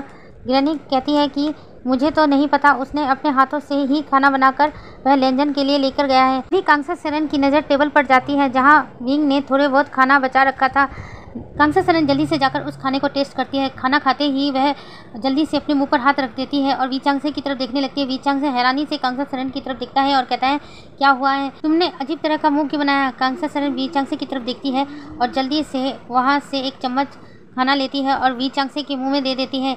वी चांगसे जैसे ही उस खाने को टेस्ट करते हैं तो उनके मुंह से चीख निकल जाती है और वह हैरानी से कांगसा सेरन की तरफ देखते हैं और कहते हैं कि ये खाना विहिंग ने बनाया है और इसे उस बेचारे अल्फा को खिलाने जा रही है, हमें उसे रोकना होगा। कांगसा सेरन भी अपनी हाँ में सर हिलाती है और फिर उसके बाद ग्रैनी, वी चांगसे और कांगसा सेरन समुद्र के किनारे जाने लगते हैं। उधर विहिंग लैंजन का लंच लेकर जब समुद्र किनारे पहुंचता है तो लैंजन इस वक्त जहाज़ को रिपेयर कर रहा था। विहिंग यह देखकर मुस्कुरा देता है और जल्दी से जाकर लैंजन के पास खड़ा हो जाता है। लैंजन जब विहिंग को देखता है तो मुस्कुराता है और इशारे में पूछता है तुम यहाँ क्या कर रहे हो? विहिंग भी इशारे में बताता है कि मैं तुम्हारे लिए लंच लेकर आया हूँ। लैंजन जब यह देखता है तो मुस्कुरा देता है और कहता है क्या तुम मेरे लिए लंच लेकर आए हो? विहिंग हाँ में अपना सिर हिलाता है। लैंजन विहिंग से कहता है चलो अच्छा किया तुम लंच लिया है, मुझे वैसे भी बहुत भूख लगी थी, मैं अभी अपना हाथ मुंह धोकर आता हूँ। ऐसा कहकर लैंजन समुद्र किनारे चला जाता है और अपने हाथ मुंह धोकर विहिंग के पास आ जाता है। विहिंग जल्दी से सारे लंच को सजा देता है और लैंजन को सर्व करना स्टार्ट करता है। लैंजन विहिंग की तरफ देखता है और कहता है कि क्या तुमने खाया? विहिंग ना में अपना सर हिलाता है और इशारे में बताता है कि वह ग्रैनी के साथ जाकर खा लेगा। लैंजन जैसे ही फूड का पहला बाइट लेता है वह हैरानी से विहिंग की तरफ देखने लगता है लेकिन कुछ नहीं कहता। विहिंग मुस्कुरा देता है और लैंजन से इशारे से पूछता है कि खाना कैसा बना है। लैंजन मुस्कुरा देता है और कहता है बहुत अच्छा बना है। ऐसा कहकर लैंजन खाना स्टार्ट कर देता है। उधर वी चांगसे, कांगसा सेरन और ग्रैनी भी वहाँ आ जाते हैं। ग्रैनी, कांगसा सेरन और वी चांगसे ये देखकर हैरान हो जाते हैं कि लैंजन बिना कुछ शिकायत किए सारा खाना खा रहा था। वी चांगसे यह देखकर लैंजन को रोकने जाते हैं लेकिन तभी ग्रैनी हाथ पकड़ लेती है और कहती है जब उसको कोई समस्या नहीं हो रही है, उसको कोई प्रॉब्लम नहीं हो रही है तो उसको कुछ मत बताओ, तुम्हारे बेटे का दिल टूट जाएगा कि उसने इतना बुरा खाना बनाया है। तभी कांगसा सेरन कहती है लेकिन ग्रैनी वो खाना नहीं, वो तो जहर है, उससे तो उस बेचारे की तबीयत खराब हो जाएगी। ग्रैनी कहती है कोई बात नहीं, मैं उसको दवा दे दूँगी, अभी के लिए तुम दोनों शांत हो जाओ। कांगसा सेरन और वी चांगसे जब ये सुनते हैं तो दोनों शांत हो जाते हैं। कांगसा सेरन कहती है मैं विहिंग को यहाँ से लेके जाऊँ, आप लैंजन को कहिए और मत खाए। ऐसा कहकर कांगसा सेरन विहिंग के पास जाती है और कहती है कि मुझे कुछ ज़रूरी काम है तो मेरे साथ चलो। ऐसा कहकर विहिंग को अपने साथ ले जाती है। लैंजन खाना खाते खाते ही रुक जाता है। उसके बाद ग्रैनी और वी चांगसे आकर लैंजन के पास खड़े होते हैं। लैंजन जल्दी से भागता है और वॉमिटिंग करना स्टार्ट कर देता है। वी चांगसे लैंजन की तरफ देखते हैं और कहते हैं जब ये खाना बुरा बना तुम्हें खाने की जरूरत थी, मना कर सकते थे। लैंजन वी चांगसे की तरफ देखता है और इशारे में बताता है कि उसने इतने प्यार से मेरे लिए खाना बनाया था, मैं दिल नहीं तोड़ना चाहता। मुझे पता है ये खाना बहुत बुरा था लेकिन उसके चेहरे की खुशी देखकर मैं उसे मना नहीं कर पाया। वी चांगसे लैंजन का जवाब सुनकर मुस्कुरा देते हैं और कहते हैं चलो बेटा अब घर जाकर आराम करो, तुम्हें ये सब करने की ज़रूरत नहीं है, हमारे यहाँ के लोग तुम्हारी मदद कर देंगे। लैंजन अपने हाँ में सर हिलाता है और वहाँ से चला जाता है। वी चांगसे ग्रैनी की तरफ देखते हैं और कहते हैं शायद हमारे पूर्वजों ने कुछ सही फैसला किया है, लैंजन ही विहिंग के लिए सबसे परफेक्ट अल्फा था। बस मुझे इसी बात का दुख है कि लैंजन अपने साथ मेरे बेटे को भी ले जाएगा। ग्रैनी वी चांगसे की तरफ देखती है और कहती है शायद यही उसकी किस्मत है। अगले दिन से लैंजन और विहिंग अपना घर बनाना स्टार्ट कर देते हैं। लैंजन अपने जहाज़ पर भी काम करता था और विहिंग के साथ घर बनाने में भी मदद करता था। लगभग 5 दिन बाद उनकी कॉटेज तैयार हो जाता है। विहिंग बहुत खुश था अपना कॉटेज देखकर। विहिंग ने अपने कॉटेज को बहुत सुंदर तरीके से सजाया था। उसे सारे काम आते थे सिवाय खाना बनाने के, लेकिन विहिंग जब खाना बनाने जाता था लैंजन उसे मना कर देता था। लैंजन या तो खुद खाना बनाता था या तो ग्रैनी या कांग्सा सेरेन लाकर देती थी। अगर विहिंग कभी कहता था कि मैं खुद अपने अल्फा के लिए खाना बनाऊंगा तो सभी लोग डर जाते थे। किसी न किसी बहाने से विहिंग को खाना बनाने नहीं देते थे। इस तरह लेंजन और विहिंग की लाइफ नॉर्मल चल रही थी और उनकी रात का एवरीडे मींस एवरी डे भी चल रहा था। लगभग 1.5 महीने बाद लेंजन का जहाज पूरा कंप्लीट हो चुका था। लेंजन वी चांगसे के पास आता है और कहता है कि मैं 1 हफ्ते बाद अपने यहाँ जाना चाहता हूँ, मेरा जहाज पूरा बनकर तैयार हो चुका है। वी चांगसे जब यह सुनते हैं तो खुश तो होते हैं लेकिन उदास भी हो जाते हैं, क्योंकि उन्हें पता है लेंजन के साथ उनका इकलौता बेटा विहिंग भी चला जाएगा। लेंजन अब वापस जाने की तैयारी कर रहा था। अपनी जरूरतों का सामान वह उस जहाज पर रख रहा था। विहिंग को भी पता चल चुका था कुछ दिनों बाद वो यहाँ से जाने वाला है, इसलिए उदास होकर अपने कॉटेज में बैठा हुआ था। तभी ग्रैनी और कांग्सा सेरेन विहिंग से मिलने आते हैं। विहिंग उन दोनों को देखकर बहुत खुश हो जाता है। कांग्सा सेरेन विहिंग के पास जाती है तो विहिंग की आंखों से आंसू बहने लगते हैं। विहिंग जल्दी से अपनी माँ को हक कर लेता है। उसकी माँ प्यार से उसकी पीठ को थपथपाती है। कांग्सा सेरेन विहिंग से कहती है, तुम रो क्यों रहे हो? तुम्हें तो खुश होना चाहिए कि तुम अपने अल्फा के साथ जा रहे हो।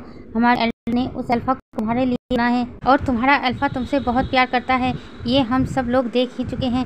वो तुम्हारा अच्छे तरह ख्याल रखेगा। विहिंग जब यह सुनता है तो जोर जोर से रोने लगता है और कहता है कि मुझे आप लोगों को छोड़कर नहीं जाना, मैं आप लोगों के साथ रहना चाहता हूँ। ग्रैनी जब यह सुनती है तो वह विहिंग के पास आती है और प्यार से उसके सर को सहलाती है और कहती है वो बेचारा कितने दिनों से अपने परिवार से दूर है, तुम्हें नहीं लगता कि उसे अपने परिवार से मिलना चाहिए? और लेंजन ने मुझसे कहा है कि तुम्हें लेकर वापस यहाँ जरूर आएगा। विहिंग कुछ कहने ही वाला था कि अचानक से उसको वोमिटिंग सी फील होती है। वह जल्दी से जाकर वोमिटिंग करने लगता है। कांग्सा सेरेन और ग्रैनी यह देखकर हैरान हो जाते हैं। ग्रैनी जल्दी से विहिंग के पास जाती है और विहिंग को चेक करने लगती है।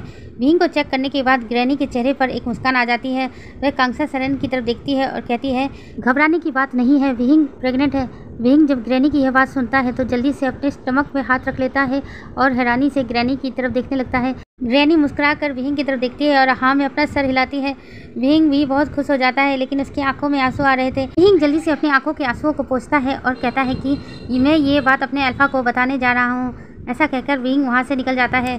विहिंग को इस तरह जाता देख ग्रैनी और कांग्सा सेरेन एक दूसरे की तरफ देखकर मुस्कुरा देते हैं, लेकिन कांग्सा सेरेन को थोड़ी चिंता होती है तो ग्रैनी की तरफ देखती है और कहती है, क्या विहिंग का इस तरह से सफ़र पर जाना ठीक होगा? अभी वह प्रेग्नेंट है, इससे उसके बच्चे को तो कोई नुकसान नहीं होगा। ग्रैनी थोड़ी चिंता में पड़ जाती है और कहती है, मुझे लेंजन से बात करनी होगी जब तक विहिंग की डिलीवरी नहीं हो जाती। अगर लेंजन यहाँ रुक जाता है तो सही रहेगा। उधर लेंजन अपने जहाज़ पर काम कर रहा था। तभी एक छोटा बच्चा लेंजन के पास आता है और उससे बताता है कि विहिंग उसका पहाड़ी पर इंतज़ार कर रहा है, उसे बुला रहा है। लेंजन जब यह सुनता है, लेंजन कहता है, ठीक है, मुझे थोड़ा सा काम बाकी है, वो करके मैं जा रहा हूँ। लेकिन वहाँ के लोग कहते हैं कि तुम चले जाओ, हम काम निपटा लेंगे। लेंजन जब यह सुनता है तो वह मुस्कुरा देता है और वहाँ से जाने लगता है। लेंजन जैसे ही वहाँ से चला जाता है तो विहिंग वहाँ पर पहुँच जाता है। वहाँ वह लेंजन को ढूंढता है लेकिन लेंजन वहाँ नहीं था। वहाँ पर सब लोग काम कर रहे थे। तभी वहाँ पर काम कर रहे एक पर्सन की नज़र विहिंग पर पड़ती है। वह विहिंग के पास आता है और कहता है कि विहिंग, तुम यहाँ क्या कर रहे हो? तुमने तो लेंजन को पहाड़ी पर बुलाया था ना? विहिंग जब ये सुनता है तो हैरान हो जाता है और कहता है, नहीं तो मैं तो खुद लेंजन से मिलने यहाँ आया हूँ, मैं उसे पहाड़ी पर क्यों बुलाऊँगा? जब वह पर्सन सुनता है तो हैरान हो जाता है और कहता है कि शायद लेंजन के साथ कुछ गलत होने वाला है। तभी वह एक और पर्सन को बुलाता है और कहता है, चलो हमें पहाड़ी पर जाकर देखना होगा। विहिंग भी उनके साथ जाने लगता है लेकिन वह दोनों कहते हैं कि तुम यहाँ रुको, लेकिन विहिंग नहीं मानता। वह तीनों पहाड़ी पर जाने लगते हैं। जब वह तीनों वहाँ पहाड़ी पर पहुँचते हैं तो देखते हैं कि सुसे और उसके कुछ बदमाश दोस्त लेंजन को मार रहे थे। विहिंग जल्दी से उन लोगों के पास जाता है। वह दोनों पर्सन भी विहिंग के साथ उसकी मदद करने लगते हैं। सुसे और उसके फ्रेंड्स उन सबको मार रहे थे। विहिंग उन सब से लेंजन को बचाने की कोशिश कर रहा था लेकिन सुसे लेंजन को मार रहा था और कह रहा था कि तुमने क्या सोचा, तुम हमारे यहाँ के ओमेगा को अपने साथ ले जाओगे? वो मेरा ओमेगा है, उसके साथ मेरी शादी होने वाली थी, लेकिन तुमने आकर मेरे सारे प्लान को फेल कर दिया, मेरे ओमेगा को मुझसे छीन लिया। मैं तुम्हें जिंदा नहीं छोड़ूंगा, तुम्हें मारकर मैं फिर से इसे अपना ओमेगा बना लूँगा। ऐसा कहकर सुसे लेंजन को मारने जा रहा था लेकिन विहिंग बीच में आ जाता है। विहिंग लेंजन को बचाने की कोशिश करता है। लेंजन भी सुसे के साथ फाइट करता है। विहिंग उन लोगों की फाइट देख रहा था और पीछे पीछे हो रहा था। तभी अचानक विहिंग का पैर फिसलता है और वह पहाड़ी से नीचे गिर जाता है और एक पेड़ की डाल पर जाकर लटक जाता है। लेंजन जब यह देखता है तो जल्दी से विहिंग के पास जाता है और अपना हाथ विहिंग को देता है और कहता है, विहिंग मेरा हाथ पकड़ो और ऊपर आओ। सुसे और उसके साथी जब यह देखते हैं तो वह लेंजन को मारना स्टार्ट कर देते हैं। एक पर्सन आकर लेंजन को बचाने की कोशिश करता है और दूसरा पर्सन घबराकर वी चांगसे को बुलाने चला जाता है। इतना कुछ हो जा रहा था लेकिन फिर भी लेंजन और विहिंग की नज़र एक दूसरे पर ही थी। विहिंग की आंखों से आंसू बहने लगते हैं। तभी उसे अचानक याद आता है वह तो प्रेग्नेंट है। वह लेंजन की तरफ देखता है और एक हाथ से इशारे में अपनी प्रेगनेंसी के बारे में बताता है। जैसे ही लेंजन यह देखता है तो वह रोने लगता है। वह विंग को ऊपर लाने की कोशिश करता है, लेकिन तभी सुसे वहाँ पर आता है और लैंजन के सर पर एक डंडे से वार करता है। लैंजन के सर से खून बहना स्टार्ट हो जाता है। विंग ये देखकर रोने लगता है। विंग देखता है कि लैंजन अगर थोड़ा सा और आगे आया तो वह खाई में गिर जाएगा, इसलिए विंग इशारे से मना करता है कि तुम कुछ मत करो। ऐसा कहकर विंग अपना हाथ छोड़ देता है। लैंजन जब यह देखता है कि विंग ने अपना हाथ छोड़ दिया है तो वह किसी तरह खुद को संभालता है और लैंजन भी उस खाई में कूद जाता है। लैंजन विंग का हाथ पकड़ लेता है। दोनों एक दूसरे की तरफ देख रहे थे। दोनों की आंखों से आंसू गिर रहे थे। उनको गिरने में 20 सेकंड का समय लगा, लेकिन उन्हें देखकर लगा सदियों से वह इसी तरह नीचे गिर रहे हैं। दोनों की आंखों में एक दूसरे के लिए प्यार था। वह दोनों एक दूसरे से अपनी भाषा में बात नहीं कर पाते थे, लेकिन इशारे में वह दोनों एक दूसरे को समझ सकते थे। दोनों ही जाकर एक साथ एक पत्थर से टकराते हैं। दोनों के ही शरीर से खून निकल रहा था। लैंजन और विंग एक दूसरे की तरफ देख रहे थे। लैंजन धीरे से विंग के करीब जाता है। विंग भी लैंजन के करीब जाता है। दोनों एक दूसरे का हाथ पकड़ते हैं। लैंजन अपना एक हाथ विंग के स्टमक पर रख देता है और अपनी आंखें बंद कर लेता है, और विंग भी दूसरे पल ही अपनी आंखें बंद कर लेता है।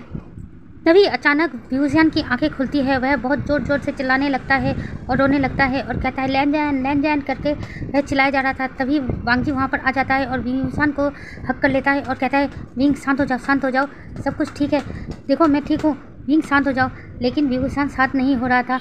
वह लैंजन से लिपट कर बहुत तेज तेज चिल्लाकर रो रहा था। वांगजी व्यूजियन को इस तरह से रोता देखकर वह भी रो रहा था और विंग की तरफ देखता है और कहता है विंग मैं ठीक हूँ, देखो तुम ठीक हो, सब कुछ ठीक है, एक बार शांत हो जाओ। विंग रोते हुए वांगजी की तरफ देखता है और कहता है लैंजन हम दोनों तो मर चुके थे ना। वांगजी व्यूजियन की तरफ देखता है और कहता है हाँ विंग, हम दोनों ही मर चुके थे, ये हमारा दूसरा जन्म है।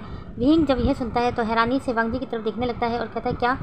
वांगजी मुस्कुरा देता है और कहता है हाँ, तुम खुद को देखो और मुझे देखो, हम दोनों के कपड़े देखो। व्यूजियन एक बार वांगजी को और एक बार खुद को देखता है और कहता है हाँ तुमने तो सही कहा। फिर व्यूजियन वांगजी की तरफ देखता है और कहता है लैंजन क्या तुम्हें सब कुछ याद है? वांगजी हाँ में अपना सिर हिलाता है और कहता है हाँ विंग, मुझे भी सब कुछ याद आ गया तुम्हारी तरह। जब मैं नींद से उठा तो मुझे ऐसा लगा कि मैंने कोई सपना देखा है, लेकिन जैसे ही तुम मुझे लैंजन करके बुला रहे थे तो मुझे लगा कि शायद ये सपना नहीं है, ये हकीकत है, हमारा दोबारा जन्म हुआ है। व्यूजियन जल्दी से वांगजी को हक कर लेता है। वांगजी भी व्यूजियन करे रहता है और उसके पीठ फैलाने लगता है। तभी व्यूजियन को याद आता है कि वह तो प्रेग्नेंट था। वह धीरे से अपने स्टमक पर हाथ चलाता है और वांगजी की तरफ देखने लगता है। वांगजी समझ जाता है कि विंग क्या सोच रहा है। वांगजी भी अपना हाथ व्यूजियन के स्टमक के पास ले जाता है और उसे सहलाने लगता है। व्यूजियन वांगजी की तरफ देखता है और कहता है लैंजन हमारा बच्चा। वांगजी की भी आंखों में आंसू आ जाते हैं और कहता है कि मैं तो उसे महसूस भी नहीं कर पाया, शायद वह हमारी किस्मत में नहीं था। विंग व्यूजियन को अपने बच्चे के बारे में याद आते ही उसे बहुत तेज गुस्सा आता है और कहता है कि ये सब उस सुसे की वजह से हुआ है, मैं उस सुसे को जिंदा नहीं छोड़ूंगा। वांगजी जब विंग की ये बातें सुनता है तो मुस्कुरा देता है। वांगजी को इस तरह मुस्कुराता देख व्यूजियन हैरान हो जाता है और वांगजी से पूछता है लैंजन तुम इस तरह से मुस्कुरा क्यों रहे हो? वांगजी व्यूजियन की तरफ देखता है और कहता है विंग सुसे आज से 100 साल पहले था, अब तक तो वो मर भी चुका होगा, तुम किसको मारने की बात कर रहे हो? व्यूजियन जब ये सुनता है तो अपना मुंह बना लेता है और दूसरी तरफ देखने लगता है। व्यूजियन को इस तरह देखकर वांगजी के चेहरे पर हल्की सी मुस्कान आ जाती है। वह व्यूजियन की तरफ देखता है और कहता है विंग तुम्हें भूख लगी है? व्यूजियन जब यह सुनता है तो वह वांगजी की तरफ देखता है और कहता है हाँ लैंजन, मुझे बहुत तेज़ भूख लगी है, लेकिन यहाँ पर हमें खाने को कुछ नहीं मिलेगा। वांगजी व्यूजियन की तरफ देखता है और कहता है चलो विंग, हम जंगल में जाकर कुछ ढूंढते हैं, वहाँ फलों के पेड़ तो जरूर होंगे ना, हम फल खा सकते हैं। ऐसा कहकर वांगजी व्यूजियन का हाथ पकड़ता है, व्यूजियन को जंगल के अंदर लेकर आता है। वह लोग फल का पेड़ ढूंढ रहे थे कि कहीं उन्हें फ्रूट मिल जाए खाने के लिए। इधर उधर ढूंढने के बाद अचानक व्यूजियन की नज़र किसी जगह पर जाती है। वह जल्दी जल्दी वहाँ जाने लगता है। वहाँ जाकर देखता है वहाँ पर कुछ भी नहीं था, सब कुछ तहस नहस हो गया था। ये देखकर व्यूजियन की आंखों में आंसू आ जाते हैं। वांगजी जल्दी से व्यूजियन के पास आता है और कहता है विंग क्या हुआ, तुम रो क्यों रहे हो? व्यूजियन वांगजी की तरफ देखता है और कहता है लैंजन, यहाँ मेरे माँ बाबा का घर था, उनका घर यहाँ नहीं है, अब टूट चुका है। व्यूजियन को रोता देखकर व्यूजियन के आंखों के आंसुओं को पोंछता है और कहता है विंग तुम शायद भूल रहे हो, यहाँ सब कुछ 100 साल पहले था, वक्त के साथ सब बदल जाता है, सब खत्म हो जाता है, इसलिए वो लोग भी खत्म हो चुके होंगे। व्यूजियन हैरानी से वांगजी की तरफ देखता है और कहता है शायद तुम ठीक कह रहे हो, अब तक सब कुछ खत्म ही हो जाना है। फिर वांगजी व्यूजियन की तरफ देखता है और कहता है विंग हम ज़्यादा देर इस जंगल में नहीं रह सकते, हमें इस जंगल से बाहर निकलना होगा। अगर कोई जहाज़ या यॉट यहाँ से गुजरा तो हमें पता नहीं चलेगा, इसलिए जल्दी से हमें फ्रूट के ट्री देखने होंगे और हमें बाहर निकलना होगा। विंग भी हाँ में अपना सर हिलाता है। उसके बाद वांगजी के साथ फलों के पेड़ों को ढूंढने लगता है। उन्हें कुछ फल मिलते हैं। वांगजी और विंग उन फलों को इकट्ठा करते हैं और बाहर आने लगते हैं। तभी अचानक विंग की नज़र एक जगह जाती है। वांगजी भी उसी जगह देखता है। विंग जल्दी से उस जगह पर जाकर खड़ा हो जाता है और विंग वांगजी की तरफ देखता है और कहता है, लेजेंड, यहाँ पर तो हमारा घर था ना? वांगजी हाँ में अपना सर हिलाता है। वहाँ पर भी सब कुछ टूटा फूटा था। विभूषण उस जगह को देखकर काफ़ी इमोशनल हो जाता है। उसकी आंखों से भी आंसू बह रहे हैं। वांगजी विभूषण के पास आता है और कहता है, तुम कितना रोगे? विभूषण कहता है कि ये मेरी जगह थी, सब कुछ खत्म हो चुका है, मैंने शायद आने में बहुत देर कर दी। वांगजी विभूषण का हाथ पकड़ता है और कहता है, कुछ नहीं सकता, हमें बाहर जाना होगा, चलो चलते हैं। ऐसा कहकर वांगजी विभूषण का हाथ पकड़ता है और बाहर की तरफ आने लगता है। विभूषण बार बार पीछे मुड़कर उस जगह को देख रहा था और एक बार वांगजी को देख रहा था। उसके बाद वह दोनों फिर से समुद्र किनारे आ जाते हैं। वांगजी और विभूषण बैठकर कुछ फलों को खाते हैं और कुछ फल को रख देते हैं बाद के लिए। वांगजी फिर लकड़ियाँ जमा करने लगता है। विभूषण ये देखकर हैरान हो जाता है और कहता है, लेजेंड, तुम ये क्या कर रहे हो? वांगजी विभूषण की तरफ देखता है और कहता है, विंग, मैं लकड़ियाँ जमा कर रहा हूँ शेल्टर बनाने के लिए। हमें रात को यहीं रुकना पड़ेगा। इस तरह हम ज़मीन पर नहीं सो सकते, थोड़ी ऊंची जगह बनानी पड़ेगी जहां हम दोनों आराम से सो सकें। विभूषण जब यह सुनता है तो कहता है, लेजेंड, मैं भी तुम्हारी मदद करता हूँ। लेकिन कहता है, नहीं विंग, तुम आराम से बैठो, मैं खुद कर लूँगा। लेकिन विभूषण नहीं मानता है। तब वांगजी कहता है कि ठीक है, तुम्हें समुद्र किनारे घूमो, तुम्हें जो चीज़ ज़रूरत का लगे वो उन्हें इकट्ठा कर लेना। विभूषण हाँ में अपना सर हिलाता है और फिर समुद्र किनारे इधर उधर घूमने लगता है। उसे कुछ चीज़ें तो ज़रूरत की लगती है और कुछ चीज़ें बेकार लगती है, लेकिन वह सारी चीज़ें इकट्ठा करके वांगजी के पास लेकर आता है। वांगजी ये देखकर मुस्कुरा देता है और उसके बाद उसी सामानों से वह अपने लिए एक शेल्टर टाइप का कुछ बना लेता है। विभूषण जब ये देखता है तो वह जल्दी से वहाँ जाकर बैठ जाता है और वांगजी को कहता है, वांगजी, तुम भी अंदर आओ ना, यहाँ देखो कितनी छाँव है, तुम्हें गर्मी लग रही होगी। वांगजी मुस्कुरा देता है और कहता है, नहीं विंग, तुम आराम करो, मैं और लकड़ियाँ जमा करता हूँ, रात होने वाली है, हमें आग का भी इंतजाम करना है। विभूषण जब ये सुनता है तो वो भी बाहर आ जाता है और वांगजी के पास खड़ा होता है और कहता है कि वांगजी, मैं भी मदद करूँगा, बताओ कैसी लकड़ी है? वांगजी कहता है, समुद्र किनारे अगर सूखी सूखी लकड़ी मिले तो उन्हें ले आना, हमें इन्हें इकट्ठा करके आग जलाने की कोशिश करनी चाहिए। रात हो जाएगी तो जंगली जानवर भी समुद्र किनारे आ जाते हैं, उससे हमें खतरा होगा, इसलिए हमें अपने शेल्टर के चारों तरफ आग का घेरा बनाना है। विभूषण जब ये सुनता है तो वह भी लकड़ी इकट्ठा करने लगता है। वांगजी और दोनों मिलकर लकड़ियाँ इकट्ठा कर रहे थे। विभूषण लकड़ियाँ इकट्ठा करते करते दूर चला जाता है। वांगजी विभूषण को देखता है तो विभूषण को इशारे में पूछता है कि तुम इतने दूर क्यों गए? विभूषण भी वांगजी से इशारे में ही बात करता है कि यहाँ पर बहुत सारी सूखी लकड़ियाँ हैं, मैं लेकर आ रहा हूँ। वह दोनों फिर से एक दूसरे से इशारों में बातें कर रहे थे। वांगजी और विभूषण की पुरानी यादें फिर से ताज़ा हो गई थी।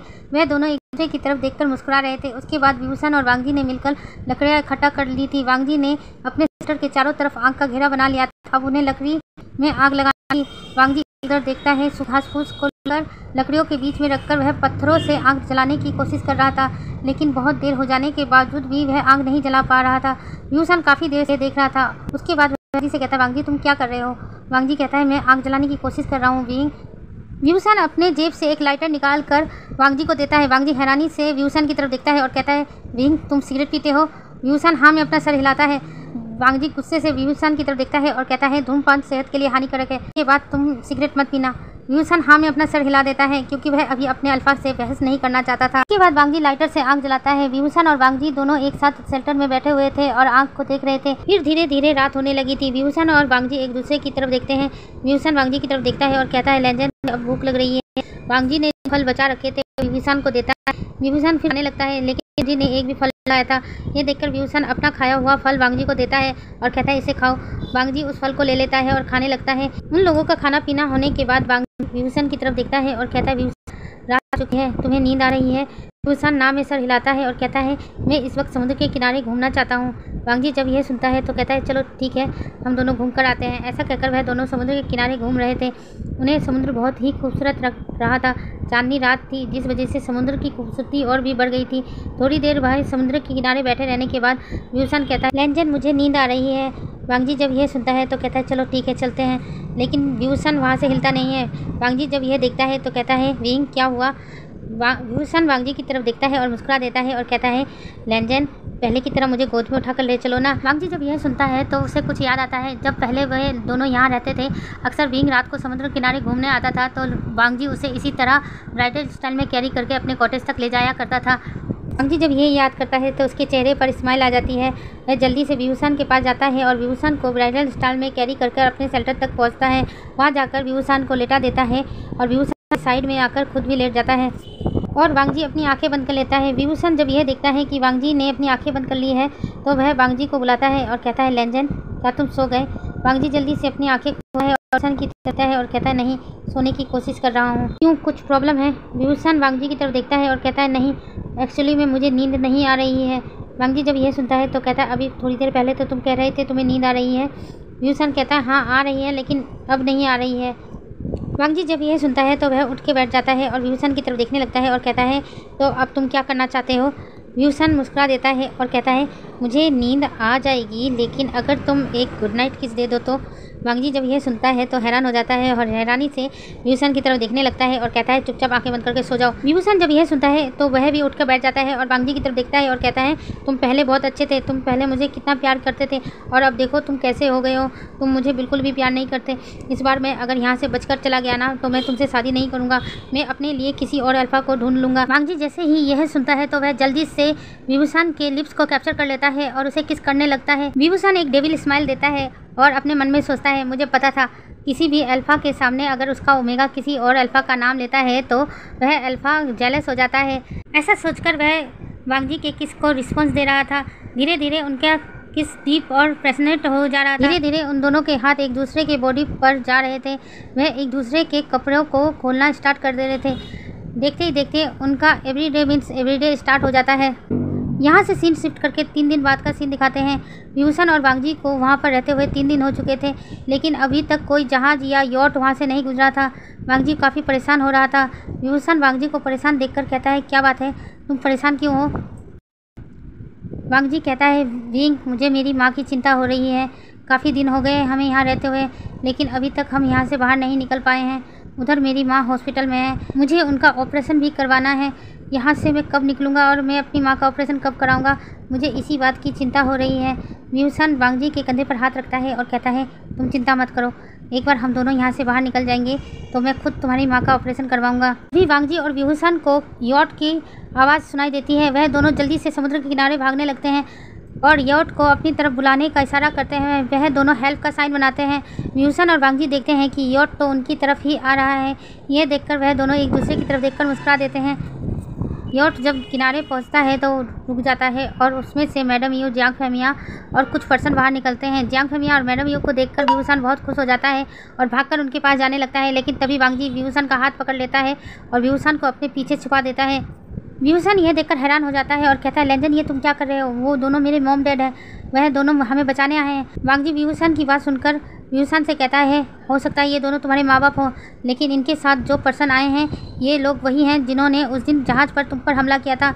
मैंने हर पर्सन का चेहरा देखा है। विभूषण जब यह सुनता है तो वह भी उन लोगों की तरफ देखने लगता है। उनमें से 1-2 को विभूषण भी पहचान जाता है।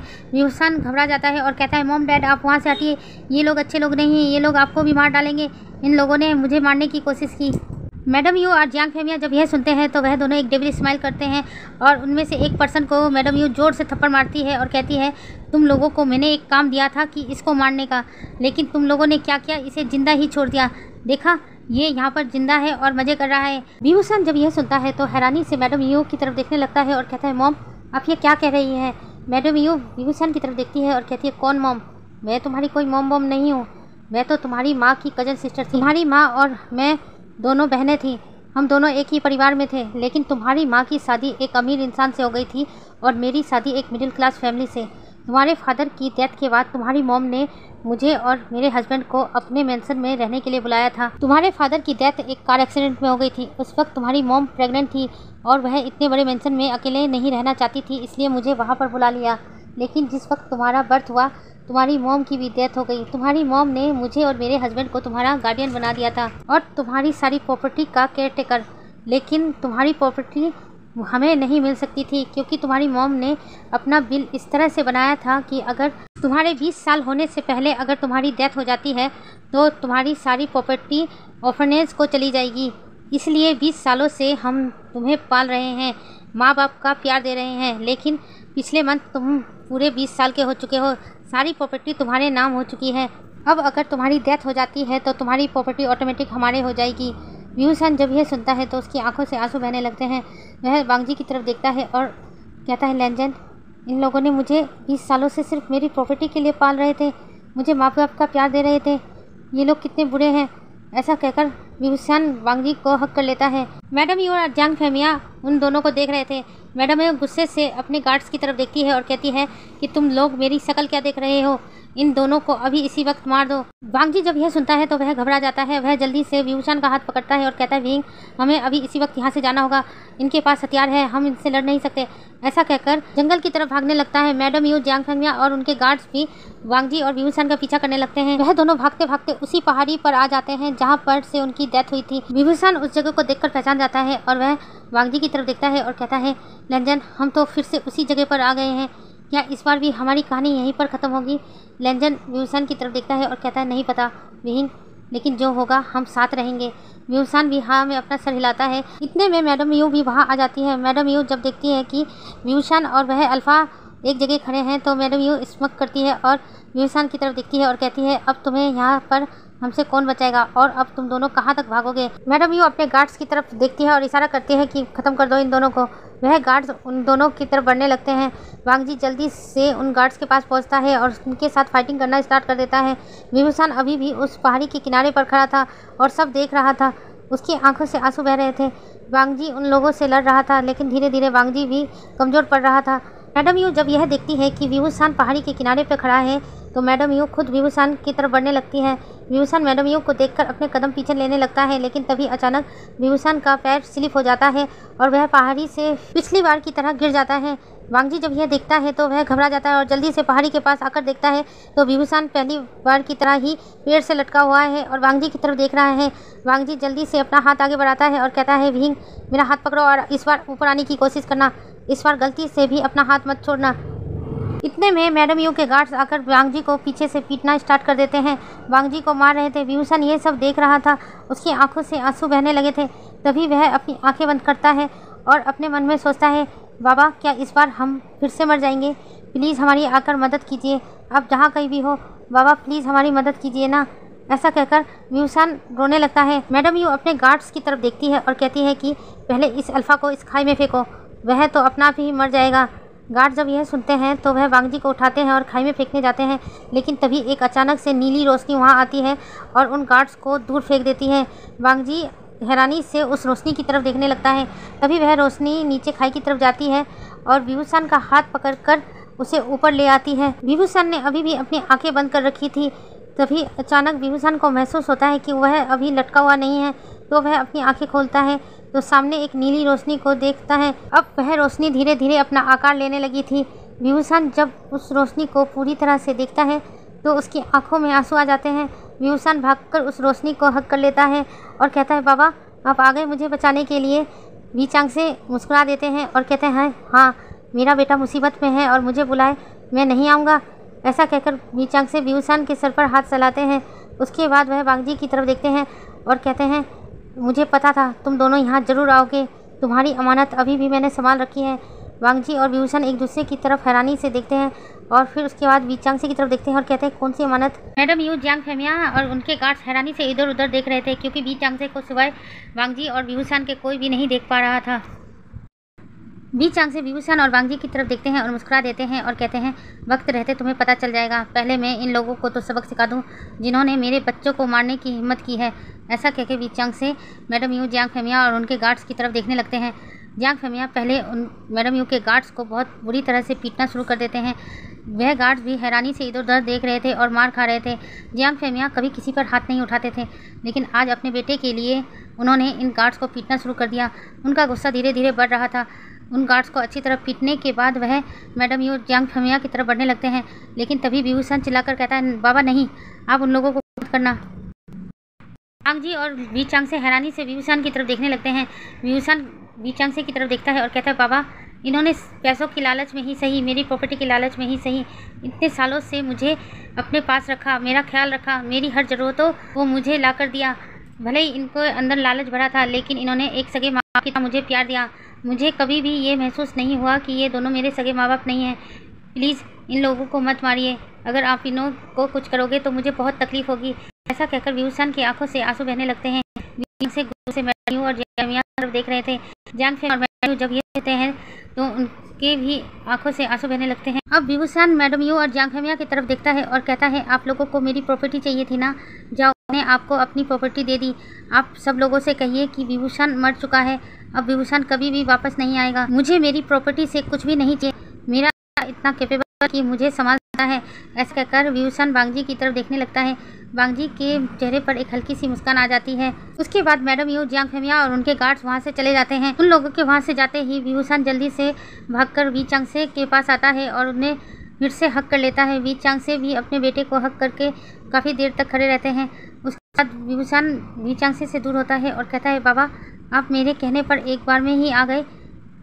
वी चांगसे मुस्कुरा देते हैं, कहते हैं, मुझे पता तुम दोनों एक ना एक दिन वापस यहाँ पर जरूर आओगे।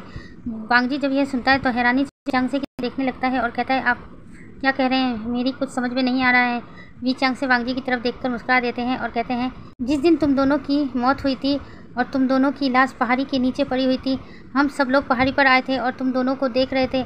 मैं तो तुम दोनों के साथ अपनी जान देने वाला था, लेकिन तभी हमारे एल्डर्स ने मुझे रोक दिया और कहा कि नहीं, वो दोनों यहाँ पर वापस आएंगे, तब तक तुम्हें यहाँ पर ही रहना है। उसके बाद वी चांगसे विभूषण की तरफ देखते हैं और कहते हैं, तुम्हें याद है ना विहिंग, जब हमारे सेक्ट में किसी की डेथ होती है तो उसकी आत्मा हमारे टेम्पल के मूर्ति के अंदर समा जाती है। मेरी आत्मा भी उसी मूर्ति के अंदर समा गई थी, तब से लेकर अब तक मैं तुम दोनों का इंतज़ार कर रहा हूँ। विभूषण और बांगजी जब यह सुनते हैं तो हैरानी से वी चांगसे की तरफ देखने लगते हैं। तभी विभूषण कहता है, सुसे और उसके साथियों का क्या हुआ। वी चांगसे विभूषण की तरफ देखते हैं और मुस्कुरा देते हैं और कहते हैं कि हमारे टेंपल में ले जाकर। उसके बाद बांगजी विभूषण के पास आता है और वी चांगसे की तरफ देखता है और कहता है, बाबा क्या आप हमारी मदद कर सकते हैं, हमें वापस जाना होगा, मेरी माँ की बहुत तबीयत खराब है। वी चांगसे हाँ में अपना सर हिलाते हैं और कहते हैं कि मेरे पीछे आओ। उसके बाद बांगजी और विभूषण वी चांगसे के पीछे पीछे जाने लगते हैं। वी चांगसे फिर उसी झरने के पास आकर खड़े हो जाते हैं और कुछ मंत्र बोलने लगते हैं। तभी झरने का पानी रुक जाता है और वह गुफा दिखने लगती है। वी चांगसे बांगजी और विभूषण की तरफ देखता है और कहता है कि तुम दोनों अंदर जाओ। विभूषण और बांगजी अंदर आ जाते हैं। वी चांगसे भी उनके पीछे अंदर आता है। बांगजी और विभूषण जब अंदर आते हैं हैरान हो जाते हैं कि बांगजी का आया हुआ अभी भी सही सलामत हालत में उस गुफा के अंदर था। बांगजी हैरानी से वी चांगसे की तरफ देखता है और कहता है, ये तो मेरा बनाया हुआ जहाज़ है। वी चांगसे मुस्कुरा देते हैं और कहते हैं, हाँ मैं इसी अमानत की तो बात कर रहा था जो तुम हमारे छोड़कर थे। इसे हमारे सेक्ट के लोगों ने बड़े संभाल कर रखा है। जी वी चांगसे की बात सुनकर मुस्कुरा देता है। उसके बाद वी चांगसे बांगजी और विभूषण की तरफ देखता है और कहता है कि तुम दोनों मेरे साथ आओ। ऐसा कहकर वी चांगसे उन्हें मूर्ति के पास जाता है। वहाँ पर एक बकरा था। वी चांगसे कहते हैं, ये तुम दोनों के लिए। विभूषण आगे बढ़कर उसको खोलता है तो देखता है कि उसमें बहुत सारे हीरे जवाहरात नगीने रखे थे जो कि बहुत कीमती थे। विभूषण हैरानी से वी चांगसे की तरफ देखता है और कहता है, बाबा ये सब, हाँ विहिंग ये सब तुम दोनों के लिए है। ये सब हमारे किसी काम के नहीं, लेकिन तुम दोनों के बहुत काम आ सकते हैं। तुम दोनों फिर से अपनी एक नई ज़िंदगी की शुरुआत करो। वी चांगसे ऐसा कहकर बांगजी की तरफ देखता है और कहता है, विहिंग हमारे यहाँ का ओमेगा है, तुम हमारे ओमेगा को अपने साथ ले जा रहे हो। उसके लिए एक पिता होने के नाते तुम्हें कुछ आशीर्वाद में देना चाहिए ना। इसलिए ये चीज़ मैंने तुम्हारे लिए बहुत सालों पहले ही संभाल के रखी थी। ये तुम दोनों के लिए ही, तुम दोनों इसे मना मत करना, हमारा आशीर्वाद। ऐसा कहकर वी चांगसे बांगजी और विभूषण के पास आते हैं और अपने दोनों हाथों को उन्होंने सर पर रखकर उन्हें आशीर्वाद देते हैं। बांगजी और विभूषण अपना सर झुकाकर उन्हें ग्रीट करते हैं। उसके बाद वह दोनों टेम्पल की मूर्तियों की तरफ देखते हैं और दोनों घुटने पर बैठ जाते हैं और टेम्पल की मूर्तियों से आशीर्वाद मांगते हैं।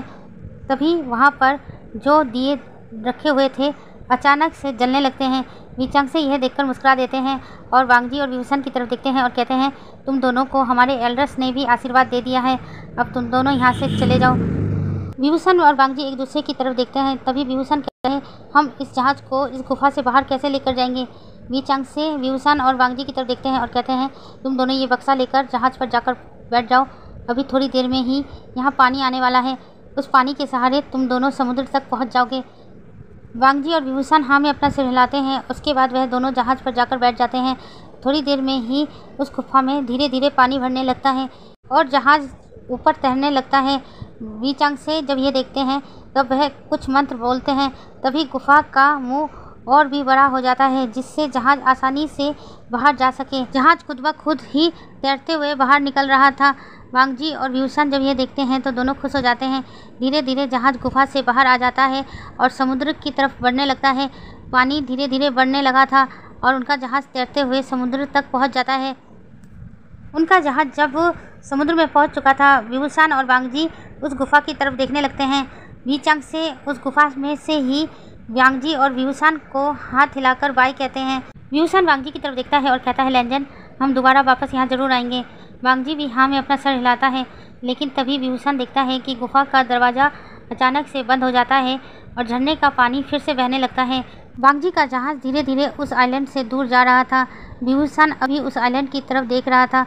वांग जी की नज़रें भी उसी आइलैंड की तरफ थी, लेकिन तभी अचानक व्यूसान और वांग जी देखते हैं कि वो आइलैंड धीरे धीरे समुद्र में डूब रहा है। व्यूसान जब यह देखता है तो चिल्लाने लगता है और कहता है, लेंजन, हमारा आइलैंड डूब रहा है। वांग जी जब यह देखता है तो वह भी हैरान हो जाता है। व्यूसान जल्दी से उस जहाज़ से कूदकर उस आइलैंड पर जाने की कोशिश कर रहा था, लेकिन वांग जी अचानक से व्यूसान को पीछे से पकड़ लेता है और कहता है, विहिंग, ऐसा करने से तुम्हें अब कुछ नहीं मिलेगा। वह आइलैंड अब पूरी तरह से समुद्र में डूब चुका है। व्यूसान जब यह देखता है तो रोते हुए वांग जी से कहता है, लेकिन इसका मतलब मैं अपने बाबा से अब कभी नहीं मिल पाऊंगा। वांग जी व्यूसान की तरफ देखता है और कहता है, ऐसा नहीं है, शायद तुम्हारे बाबा हमारा ही इंतज़ार कर रहे थे। इतने सालों से उन्होंने इस आइलैंड को संभाल कर रखा, शायद हमें हमारा अमानत वापस देने के लिए। ऐसा कहकर वांग जी जहाज़ को देखने लगता है।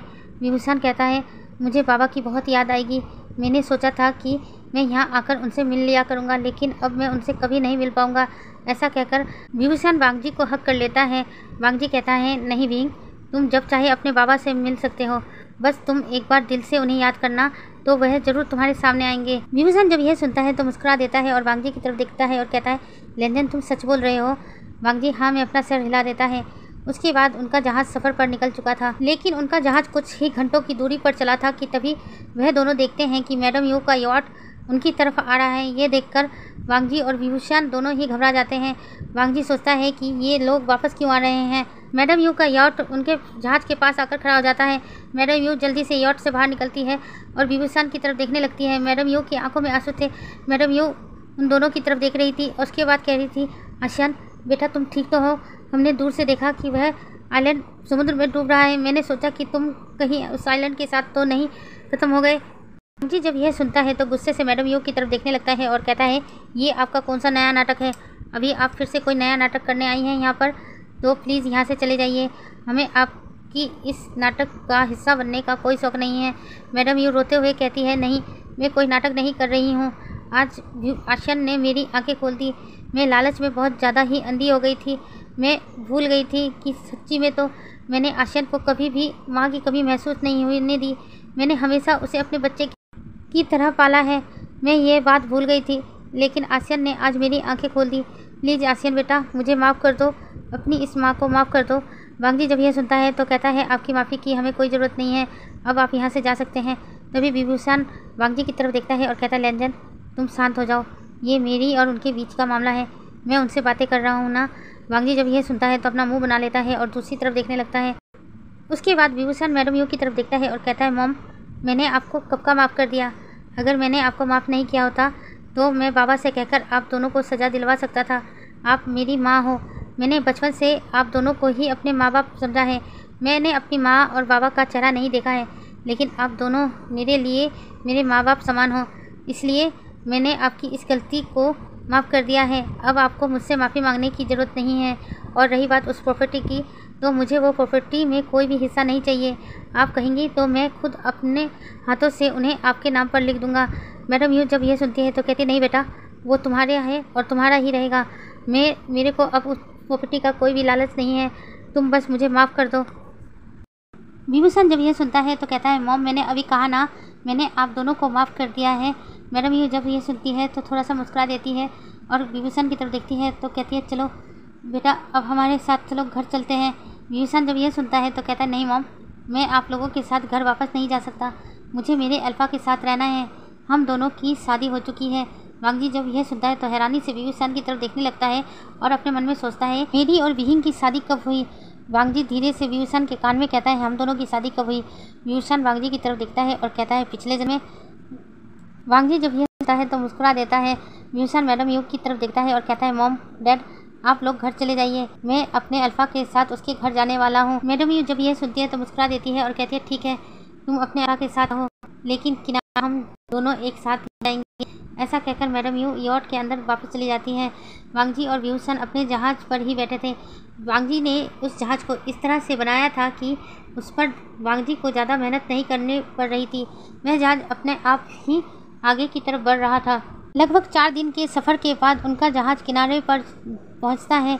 वांग जी के जहाज़ को देखकर सभी लोग हैरान थे, क्योंकि वांग जी का जहाज़ दिखने में बहुत सुंदर था और पुराने ज़माने का लग रहा था।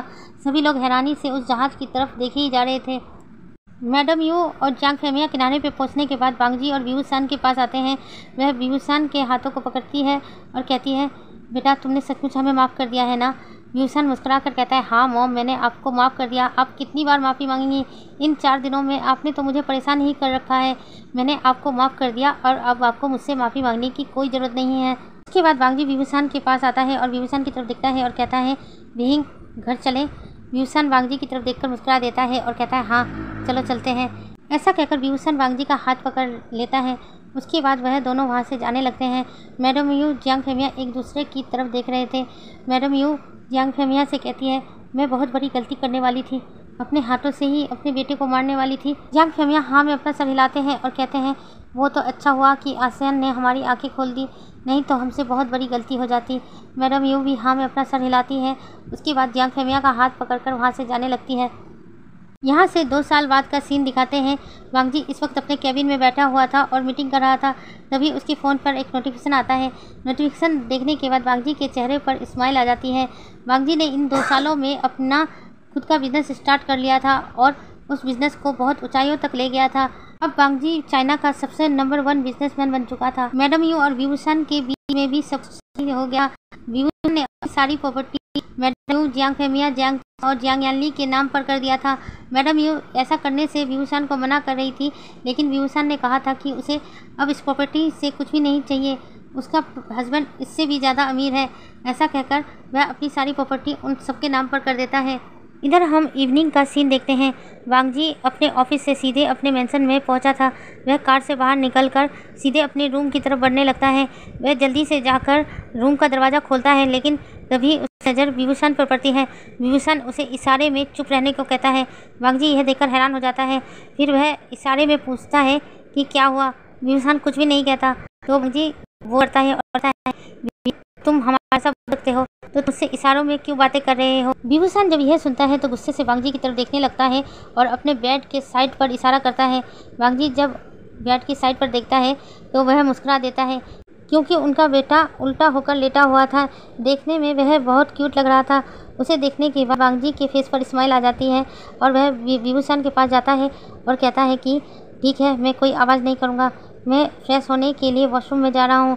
ऐसा कहकर वांग जी चेंजिंग रूम में से अपने लिए नाइट क्लॉथ निकालता है और वॉशरूम में चला जाता है। व्यूसन जब यह देखता है तो उसके चेहरे पर एक डेविल स्माइल आ जाती है। वह जल्दी से उठता है और अपने बच्चे के चारों तरफ से पिलो से घेर देता है ताकि उसका बेटा बेड से ना गिरे। व्यूसन जल्दी से वॉशरूम के अंदर चला जाता है।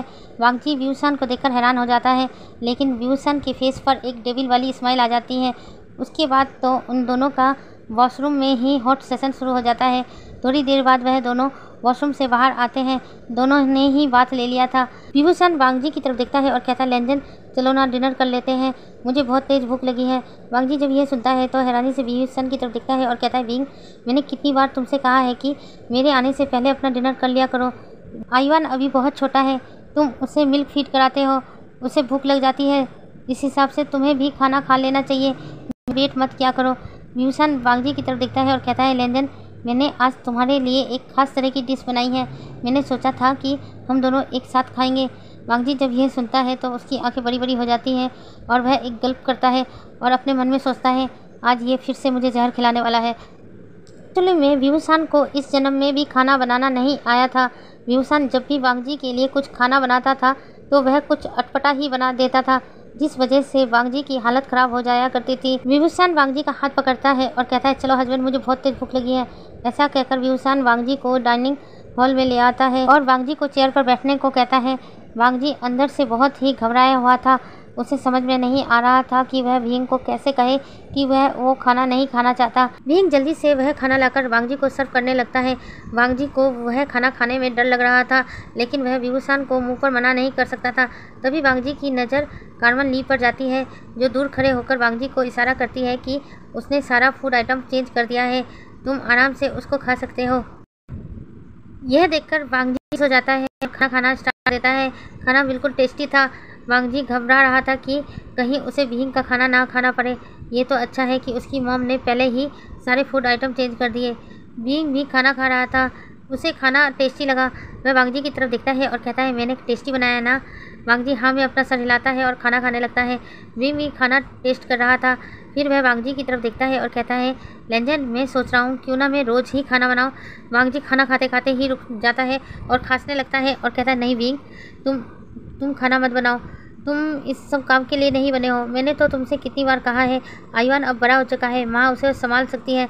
तुम मेरे साथ क्यों ना ऑफिस ज्वाइन करो, तुम ऑफिस का काम किया करो। इस घर गृहस्थी में मैं नहीं चाहता कि तुम फंस जाओ।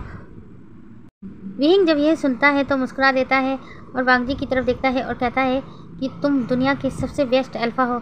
वांगजी मुस्कुरा देता है और विहिंग के गालों को टच करते हुए कहता है, और तुम दुनिया की सबसे बेस्ट ओमेगा हो। ऐसा कहकर वह दोनों फिर से अपना खाना खाना स्टार्ट करते हैं। उनका डिनर हो जाने के बाद वांगजी विभूषण का हाथ पकड़ता है और अपने बेडरूम की तरफ जाने लगते हैं। बेडरूम के अंदर जाने के बाद वह अपने बेटे को देखते हैं, जो अभी भी वैसी हालत में ही सोया हुआ था। विंग जल्दी से सारे फूलों को वहां से हटाता है और आयुआन के पास में लेट जाता है। वांगजी भी आकर आयुआन के पास लेट जाता है। विभूषण अपना हाथ वांगजी के हाथ पर रखता है। वांगजी जब यह देखता है तो मुस्कुरा देता है। उन दोनों की नज़र अपने बेटे आयुआन पर थी। वांगजी जल्दी से आयुआन की तरफ झुकता है। विभूषण भी आयुआन की तरफ झुकता है और दोनों ही एक साथ आयुआन के चिक्स पर किस कर देते हैं। तो गाइज, इसी हैप्पी एंडिंग के साथ मेरी स्टोरी यहीं एंड होती है। आप लोगों को मेरी यह स्टोरी कैसी लगी प्लीज़ कमेंट करके ज़रूर बताइएगा। और हाँ, लाइक करना मत भूलिएगा, क्योंकि आपका एक लाइक मुझे ये कॉम्पिटिशन जीतने में मदद कर सकता है। और जो मेरे चैनल पर नए आ रहे हैं प्लीज़ मेरे चैनल को सब्सक्राइब कर दीजिएगा। Thanks for watching.